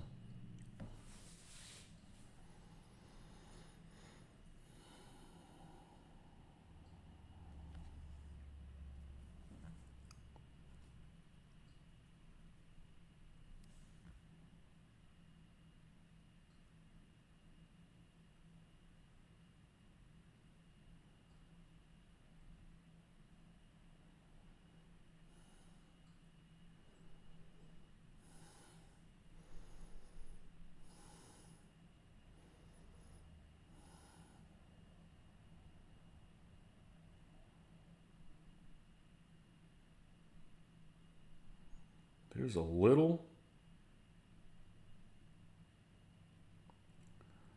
dust fiber that's on here. There we go. You don't want that stuck in the paint.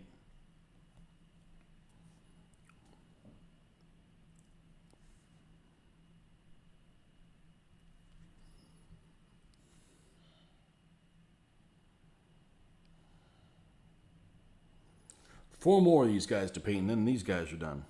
Then we can move on to the big man.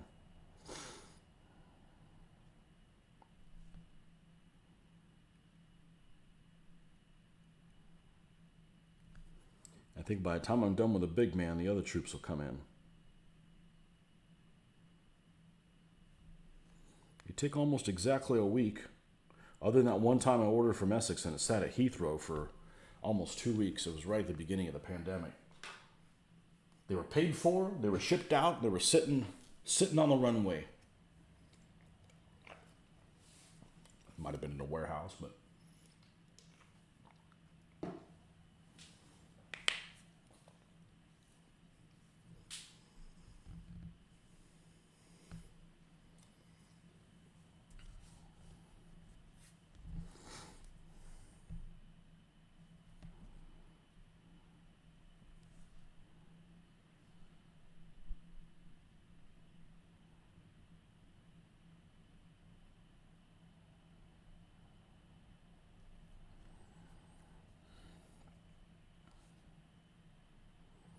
I've never played Warhammer. I have this perception that playing Warhammer, going to a store and playing Warhammer would be a little bit like playing a video game on Xbox Live and listening to a bunch of 8-year-olds run their mouth. You know, 4 foot tall with a 6 foot mouth kind of thing. Like, that's not my idea of a good time. All right. This thing's just being incorrigible now. Better to find it now than later. Get rid of that little fiber before it gets buried into the paint.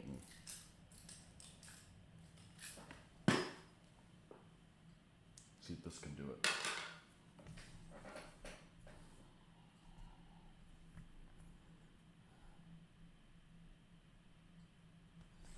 All right. And of course, you know, when I was a wee lad and I went to a game store, I'm sure I was probably annoying, but it wasn't babysitting. It wasn't like, well, let's drop this kid off here so we can do whatever it is that we're going to do. And it was babysitting. It seems like a lot of cases that's kind of what it is. I wanted to be there.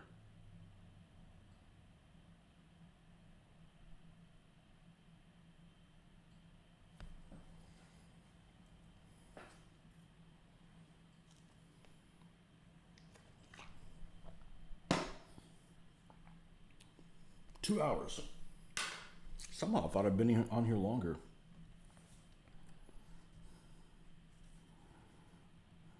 Guess again, pal.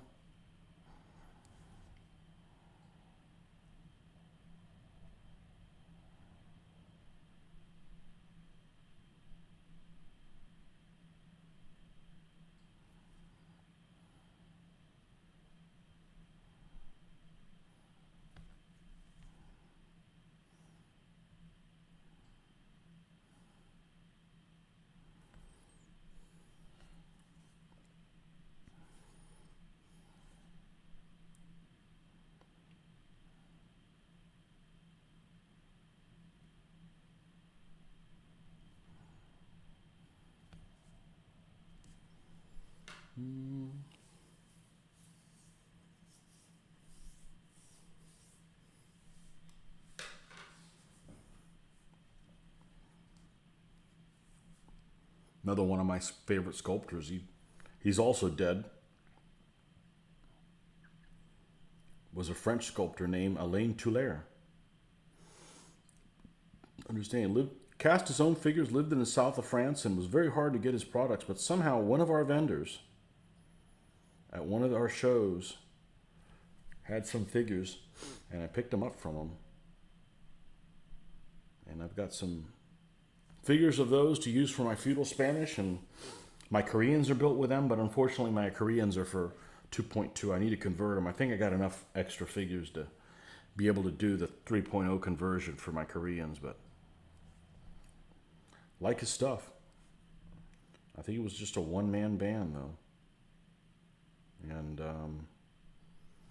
I think I heard his family wasn't going to continue with what he was doing, so. Only gripe with those figures is the alloy was very soft. So be prepared to lose a spear or just replace them with pens or something.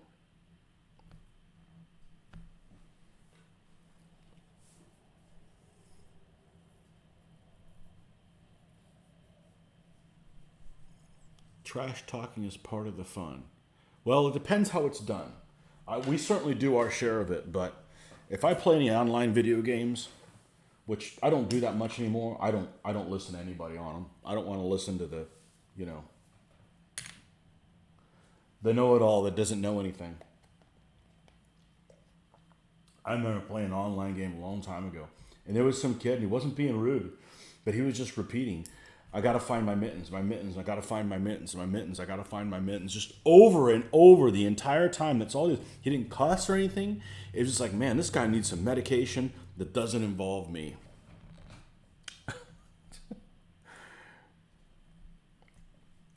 So yeah, I don't mind interacting with people, but I want to interact with people that that there's a chance I can ever meet them. Why put an investment in, make-believe folks?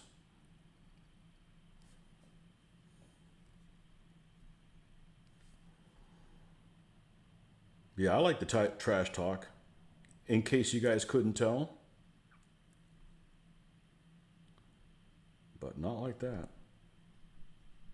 I know people that like getting in arguments and troll them, and it's like, man, it isn't worth it. That's way too much of an investment in people you're never going to meet.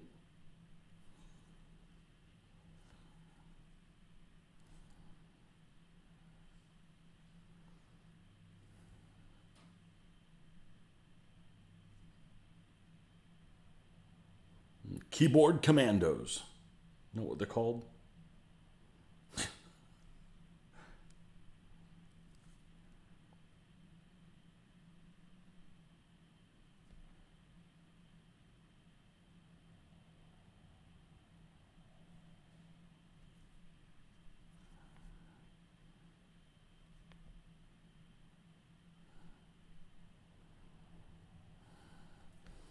The only people I like to troll are people that are overly superstitious about dice.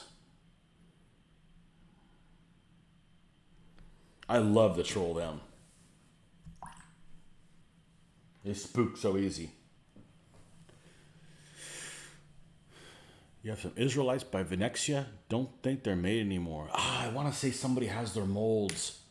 Yeah, those are really interesting figures. Yeah, they made those in Philistines and they made Italian War stuff. Now somebody has their Italian Wars. Oh, you know who has their Italian Wars? Lancashire. I wonder if they've got their. I wonder if they have their Israelites and Philistines. Let's take a look here. Lancashire. That's another one of those companies that does not get any. I don't know that I've ever seen anybody with their figures. They just don't get out there. I know that they're old school, but I don't have a problem with old school figures. Lancashire Games. 1518s. Well, it says they have biblical. What biblical figures are they? Hittite Neo-Assyrians, New Kingdom Egyptian, Sea Peoples, Canaanites. I don't think these are the right figures. Let's see what they look like. They might be their own cast. Hey, they have pictures of all their figures. The Venexias have very unique look to them. Oh, they have a category under shot by category, Venexia. No, they got Italian Wars and they're Turks. And I would have picked up those Turks if they were available at the time that I was building my Turks. Yeah, no, I'm not sure. I want to say somebody was going to bring them back, and I want to say it was Thistle and Rose. I want to say Thistle and Rose, but Thistle and Rose having a hell of a time trying to get their stuff. I've met the guys that run that. They go to Historicon, and they're having a hell of a time getting their stuff up for sale on the internet.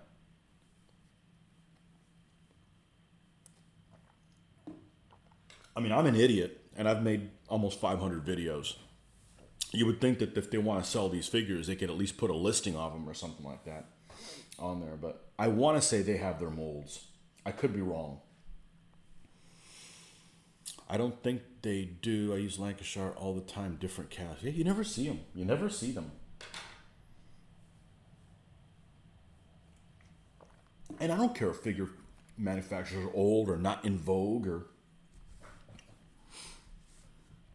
I've used irregular figures, and those are less than illustrious sometimes, but they paint up well.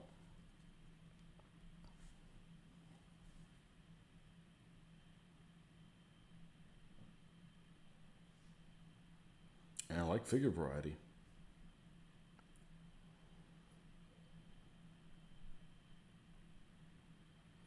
And unless you're building something like Roman Legionnaires or something like that, where you want them all to look very similar and all the same scale to each other, I don't mind having different sized folks, even on the same stand. I got an Irish dude that's like almost 20 millimeter scale from museum. He's next to a couple of Essex guys and looks just fine, you know. So the big guy eats all the porridge, you know. Big whoop. Looks just fine to me.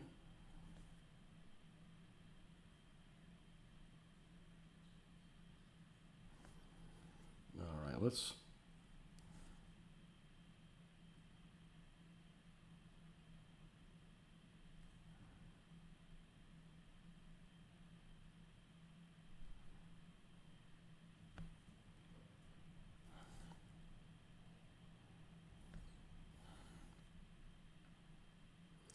Just because somebody comes out with some figures that are really cool doesn't mean I'm gonna throw my old ones out, and because you know nobody wants to buy the older figures generally either.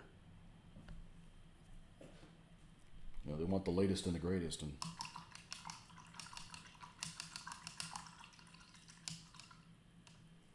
you've put the question out, mate. Let's hope some info comes forward.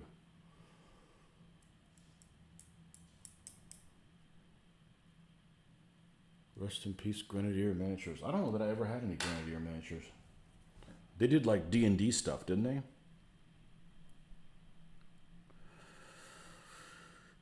Sleeves. I'm gonna use a blue, but I'm gonna be sparingly about it.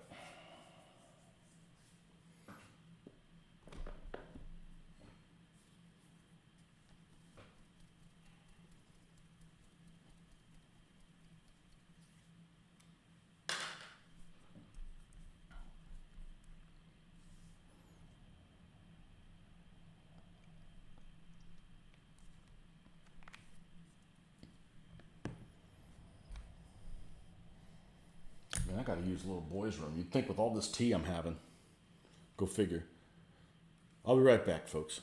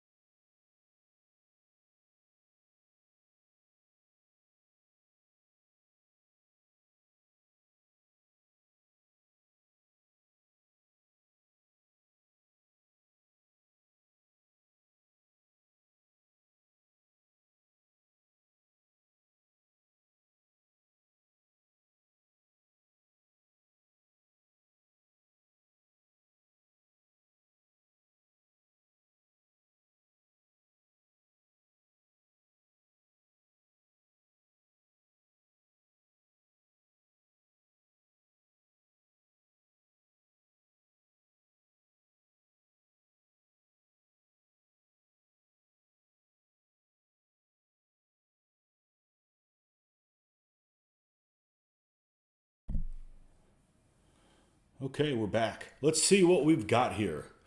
Gladiator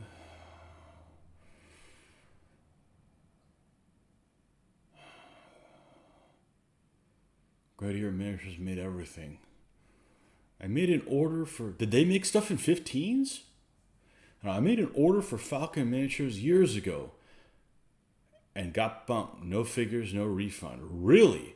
Did you order them from the US or the UK? Because they were in the UK, and then the guy that bought them changed it to... I think it used to be called Falcon Figures and then became Falcon Miniatures, or vice versa. But the guy that took it over is a guy named Kai Weaver, somewhere in Virginia. And he actually came to one of our shows in, I'm going to say 2010. And he brought some figures with him. He set up the whole booth and everything. They had just come out with some new figures for Middle Eastern. So I picked them one pack of everything up, and I've used some of them. They're nice figures. And then he disappeared again. Yeah. That's how you get Falcon Miniature stock certificates. What period allow? Wood Elves and Grenadier. Yeah. I've got these guys are Falcon right here. These guys are Falcon, and these guys are Falcon as well. They're heavy on the flash, but they're old school figures. And I also have some Falcon in, where did they go? I'll have like a whole army of Lithuanians somehow. Yeah, here we go. And I think I have some samurai too. You gotta mix them in, because they only make like one freaking pose for these guys. Those guys are Essex, those guys are Essex. These guys are Falcon.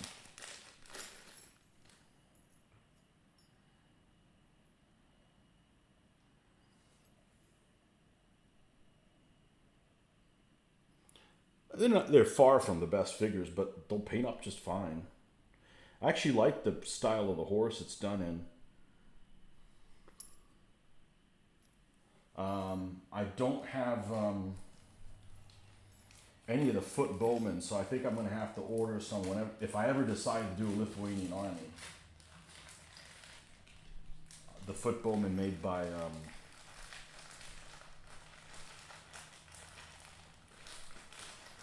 Gladiator. They make Lithuanian bowmen.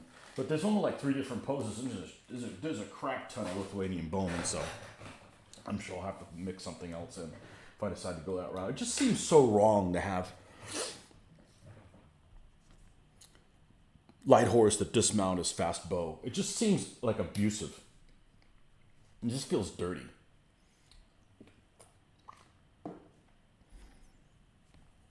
I don't know. There's the blue I picked, right?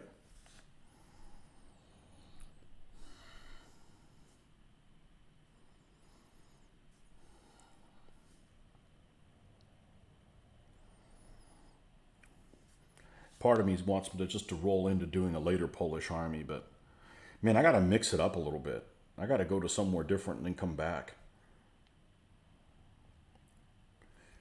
Just to do something different. Mitch wants me to do Byzantines, but man, that's a crusade and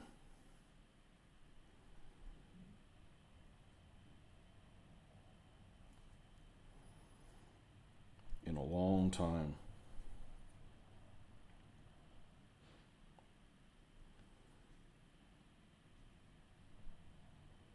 Hell, I'm going to make his pants the same damn color.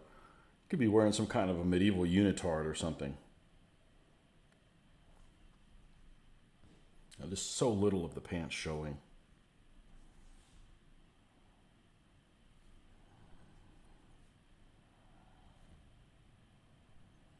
It's almost just like this little corner right here.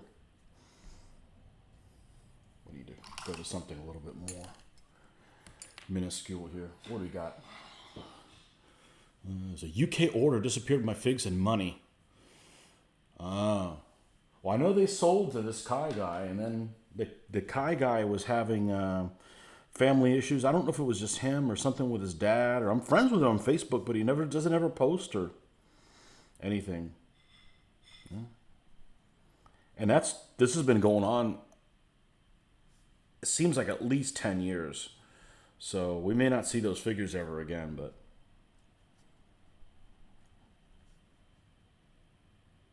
that sucks about losing your money and stuff. Hopefully you didn't make a big order.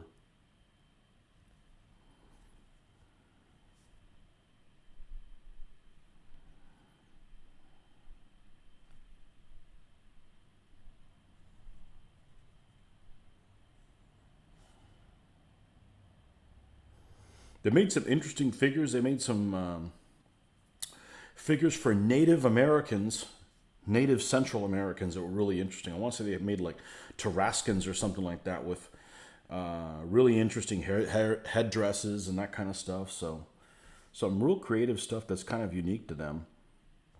Of course, at the time, Coruscant wasn't around, so Coruscant, I think, has taken on some of these odd, unusual type armies. So maybe they're not as useful as they once were, but they had some unusual armies.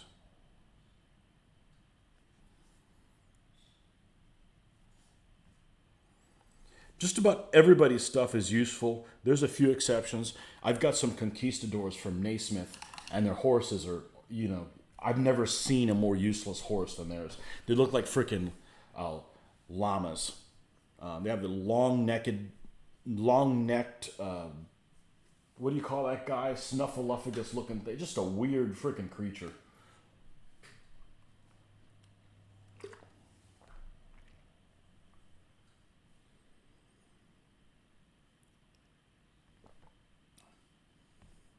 Recommend 28 millimeter pewter. Well, that won't be me. I don't know jack about those figures. I would if I was into it. I love surfing manufacturers. Didn't I come and put this blue down to use it? And I'm using this one over here. Welcome to my world. Is there this blue in this figure? No, we're good. This will work. Welcome to my world. I don't have I'm not obsessed with having to use a certain color for this guy, so whatever works, works.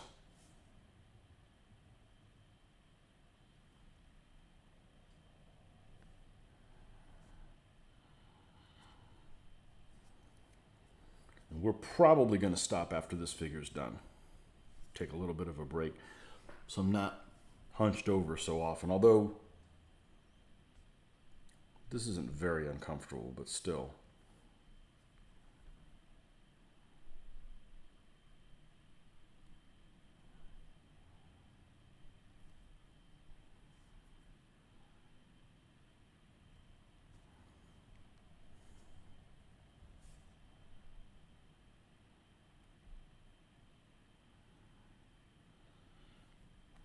And this guy's going to have brown boots.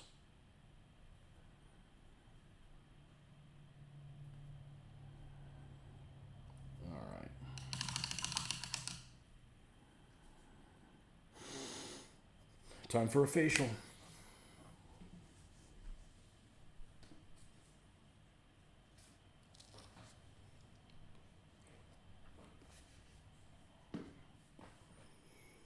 Old Glory makes Plains Indians, though.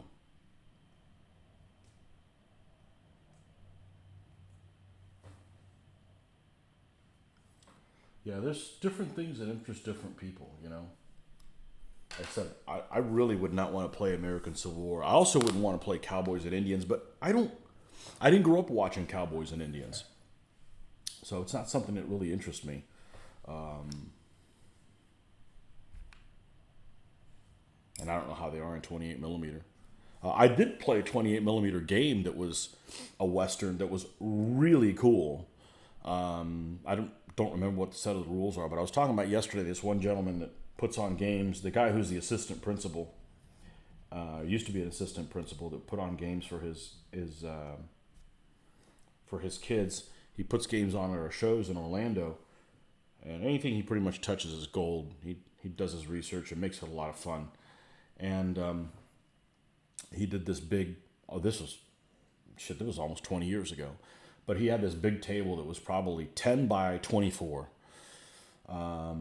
Maybe I'm exaggerating. Maybe it was only 8 by 14. But anyways, it was a huge table. And it was run, like I was talking about yesterday, like Pig Wars. You'd have certain characters. But what he did was he actually gave you two different groups. And they were in two different places on the table. So if this was the table like this, if you're looking at the overhead view of the table, you might have a force that comes in the board here and another one that comes in the board there. So they're far away from each other, so you can't really interact with yourself and help yourself out. So you're involved with two different storylines. Like for instance, in my case, I had a force over here that was like 4 or 5 figures, and it was like Geronimo and a couple of attendants. So I had like 4 or 5 figures, and their objective was to get off the board. They needed to get off the opposite side or something like that. And there was mesas and little villages and a cantina here and this, that, and the other. So it was a mixture of Native Americans, cowboys, and Mexicans. It was all. And then my other group was like banditos that was over here, and they had to go rob this bank that was like in the middle of the board somehow. And you interact with each other, and it was super, super, super cool. But it was because he ran the game, not necessarily because it was a venue or a theme that really interested me. And that makes all the difference. You get the right guy running the game, and he makes it really interesting. Just like teachers. You get the right teacher in college, really, really, things really click for me. You get the wrong teacher, if I could sculpt Tony, I would make my own goddamn Israelites.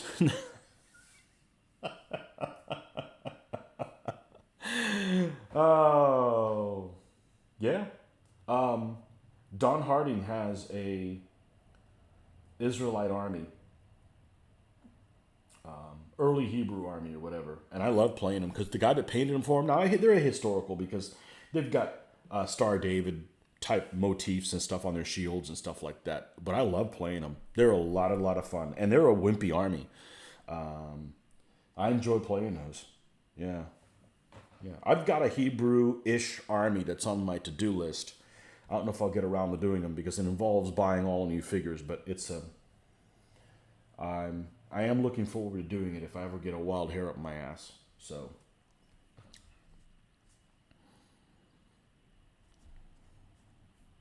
And it is not a book one army. I'm not opposed to building book one armies. As I said, you have to just invent too many things. You have to grab ideas out of thin air. It's just a bit taxing to have that kind of responsibility over every single figure on the entire army. You feel they robbed us taking those Venexia molds. Well, I heard they were kind of finicky. Didn't they make Egyptians too? I know that they made the early Hebrew. Well, you could get the Zyston figures and do a Maccabeans. You could do Maccabeans with Zyston. Of course, that's some big Hebrew guys because Zystons tend to be on the big side. But yeah, I remember when the Venexia stuff came out.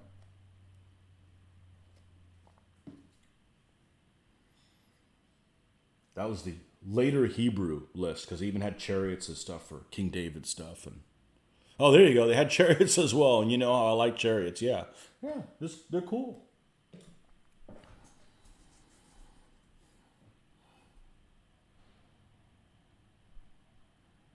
I'll have to contact the people who I think have the molds and ask them about it. But they're a bit hands-off-ish. You would think that they would be a little bit more proactive trying to sell stuff, but I think that the guy's just doing it kind of as a hobby. But I'll see if I can't contact him today, and because I don't think they have a web presence, which is How do you file your taxes as a business and not have a web presence? I think that doing the web presence would be easier. You know. Or my favorite one is, this isn't their case, but I remember having this conversation with vendors that don't take PayPal. I mean, you could pay me in PayPal, and I don't have a business. You know, and I'm not buying oh well, PayPal charging me, right? So mark everything. What's PayPal charge you? 10%. Mark everything up 15%. Okay, but people want to pay. I'm telling you, I'm from the 21st century. People want to pay immediately, and you start working on getting the order to them. Not just like, well, we'll wait to see when the check comes in, and then the check takes a week to get there, but they only check the mail once every 2 weeks. Like, nobody's got time for that crap. Okay, that's 19th century mentality. So, you want to run your business that way? Well, you're not going to get a whole lot of sales from many people. Sorry, you're leaving. Gonna play last night on Earth, a board game. Bye. Ooh, that could be fun with the right people. I bet we'd have fun with that one.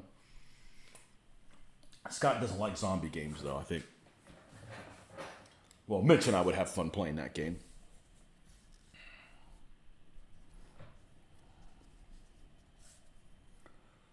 Zombie games.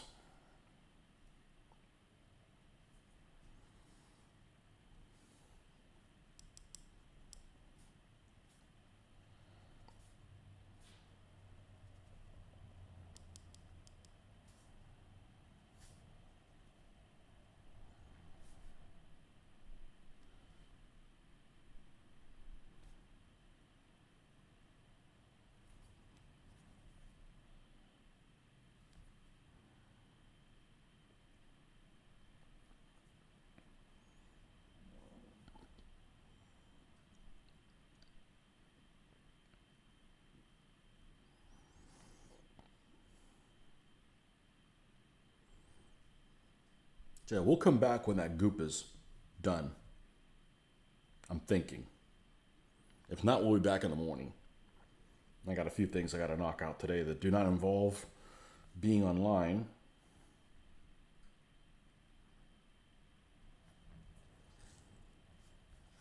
But we should be able to be on every night this week towards the beginning part of the week. I said no gaming. No gaming this week. I don't know if we can get together on Friday, next Friday, or this coming Friday. I always say next Friday is the next Friday coming up. So if it's a Tuesday and I said, yeah, we'll get together next Friday, it doesn't mean week from this Friday. It means, the Friday it's coming up in 2 days. It's apparently a thing. Lots of people get confused by that.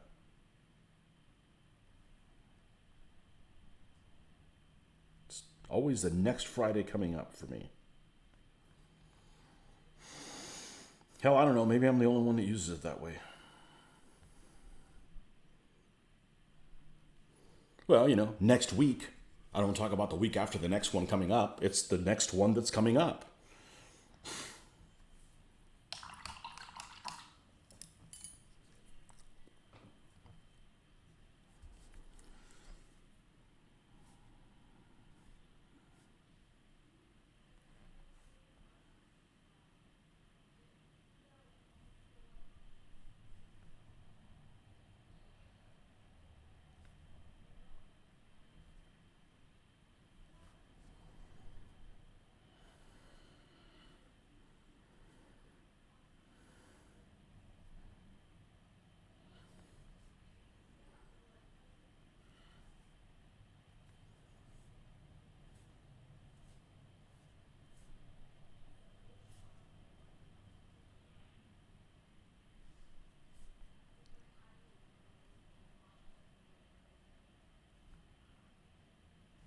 This guy looks like he's half monk, half cook.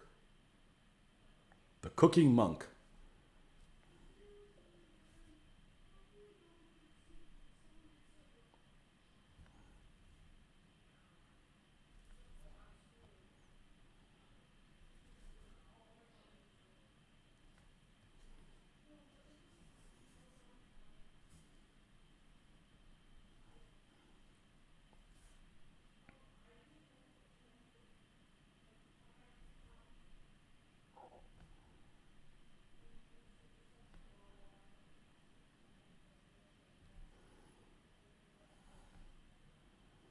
Actually went to the craft store the other day, last week, when I...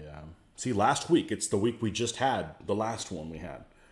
And I picked up some craft paint. I'm like, well, let me go see what brushes they have in there. So I'm always looking for brushes, because I need to find ones that aren't made you-know-where.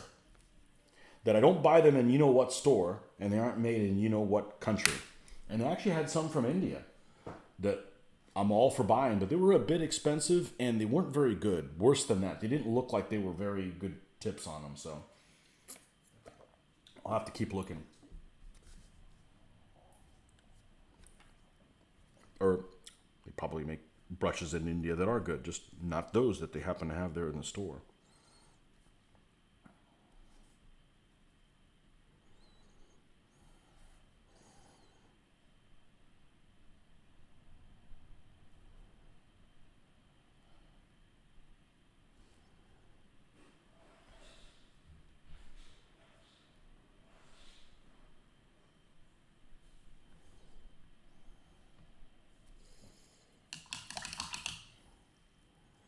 We say we're gonna make this guy blonde. Maybe I won't do that because he's kind of light colored already as it is in his clothing and stuff.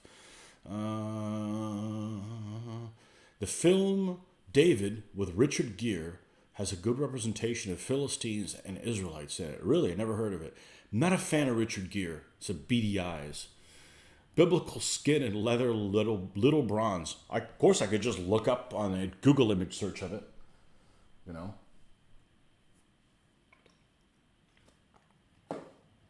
Never heard of it.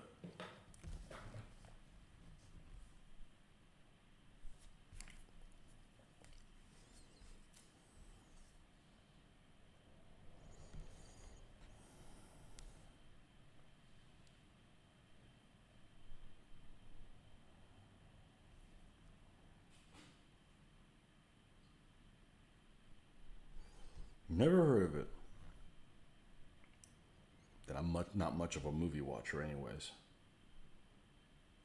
Check out those pictures, see if anything looks really interesting. Let's lighten this hair up with this color instead of white. Let's see what we get here.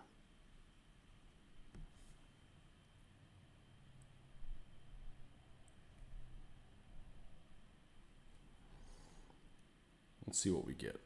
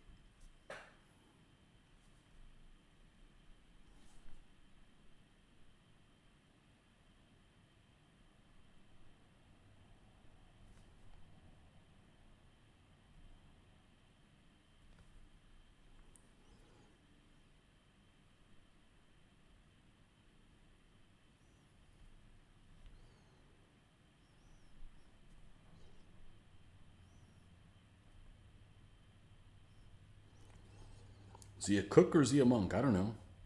Maybe he's one of those monks that's on that beer. What is it? Franciscana.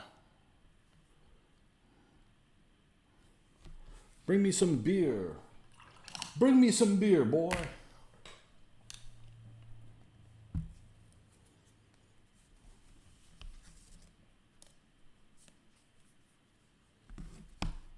No, we already have a bronze that's alive. We don't need to reanimate one.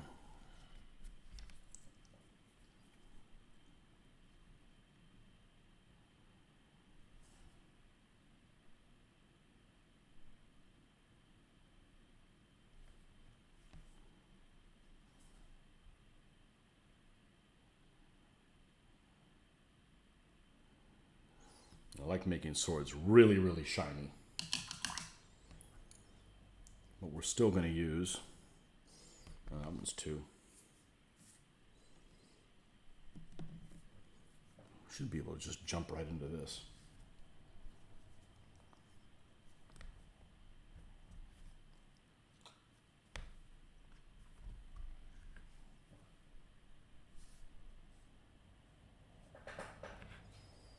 mithril silver from the 1980s.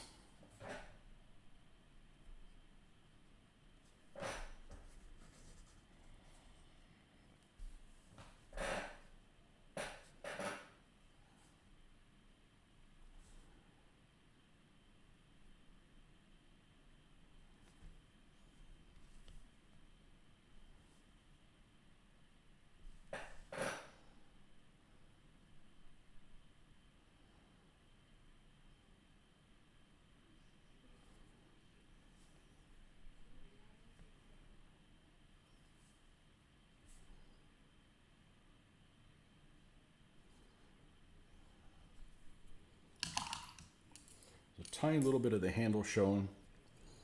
I'm not real particular on what we use. This should probably work fine. That's it.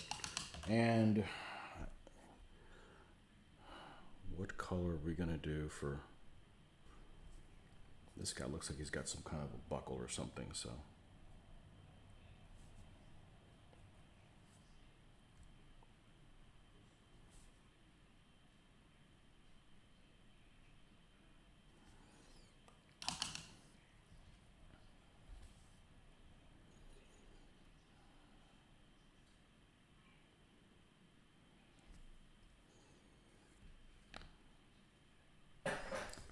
I want to add a little bit of green.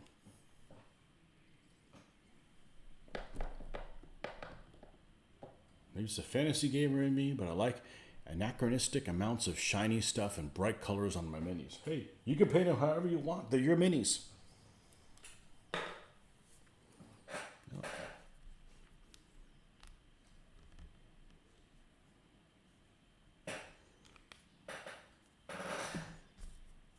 They're your minis.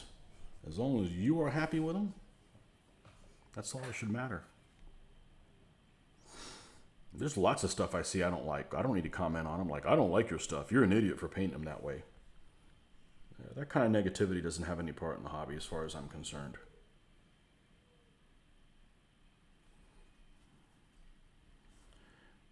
This that we're doing, at least for me, it's therapeutic. Don't take away my therapy.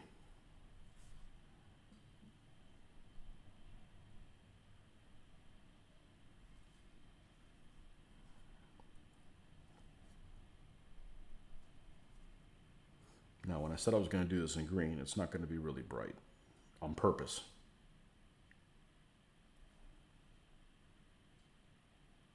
Guess this guy makes him a green belt.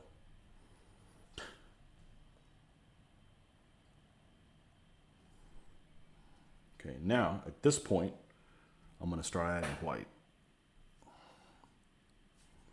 I don't need to go all the way up to this level yet.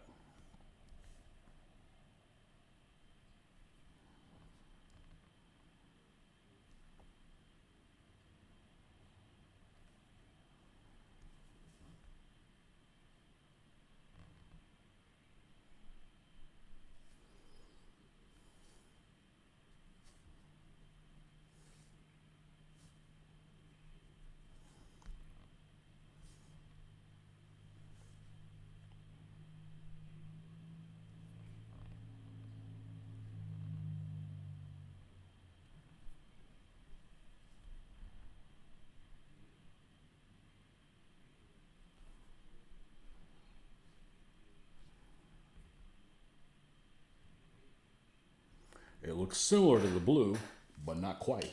Upon further inspection, you will notice it is not the same color. What's a mid brown color boot? So let's start with this. Start with this. Add some black to it. Let's start with that.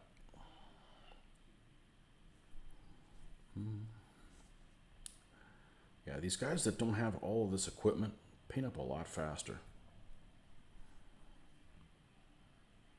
They really do. I'm hoping to get these guys done by the weekend too. Then you can roll on Monday into the big man himself. Let's add a little bit more of this core color. Then we'll add the white.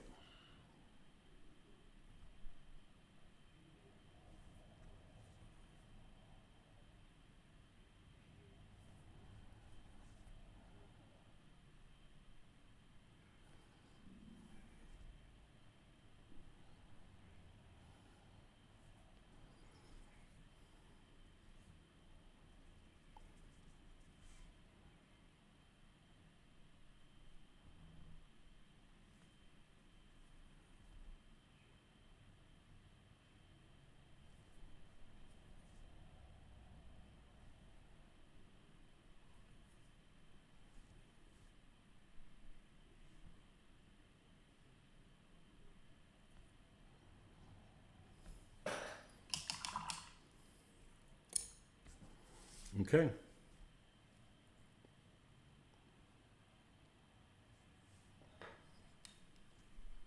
Probably won't come out worth a damn.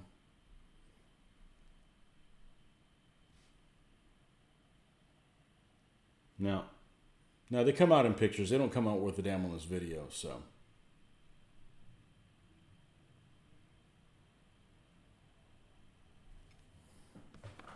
So we got 2 of these Wallachian peasants done. Got 3 more to do. Wait for the gun to dry. We'll paint the goop. And we should be on a roll as far as that goes. What did we do? Almost 3 hours? No. 3 hours on 3 hours of sleep. That's about what I got. So, okay, folks. Well, thanks for stopping by as always. Happy Saturday to you, and thanks for coming along for the ride.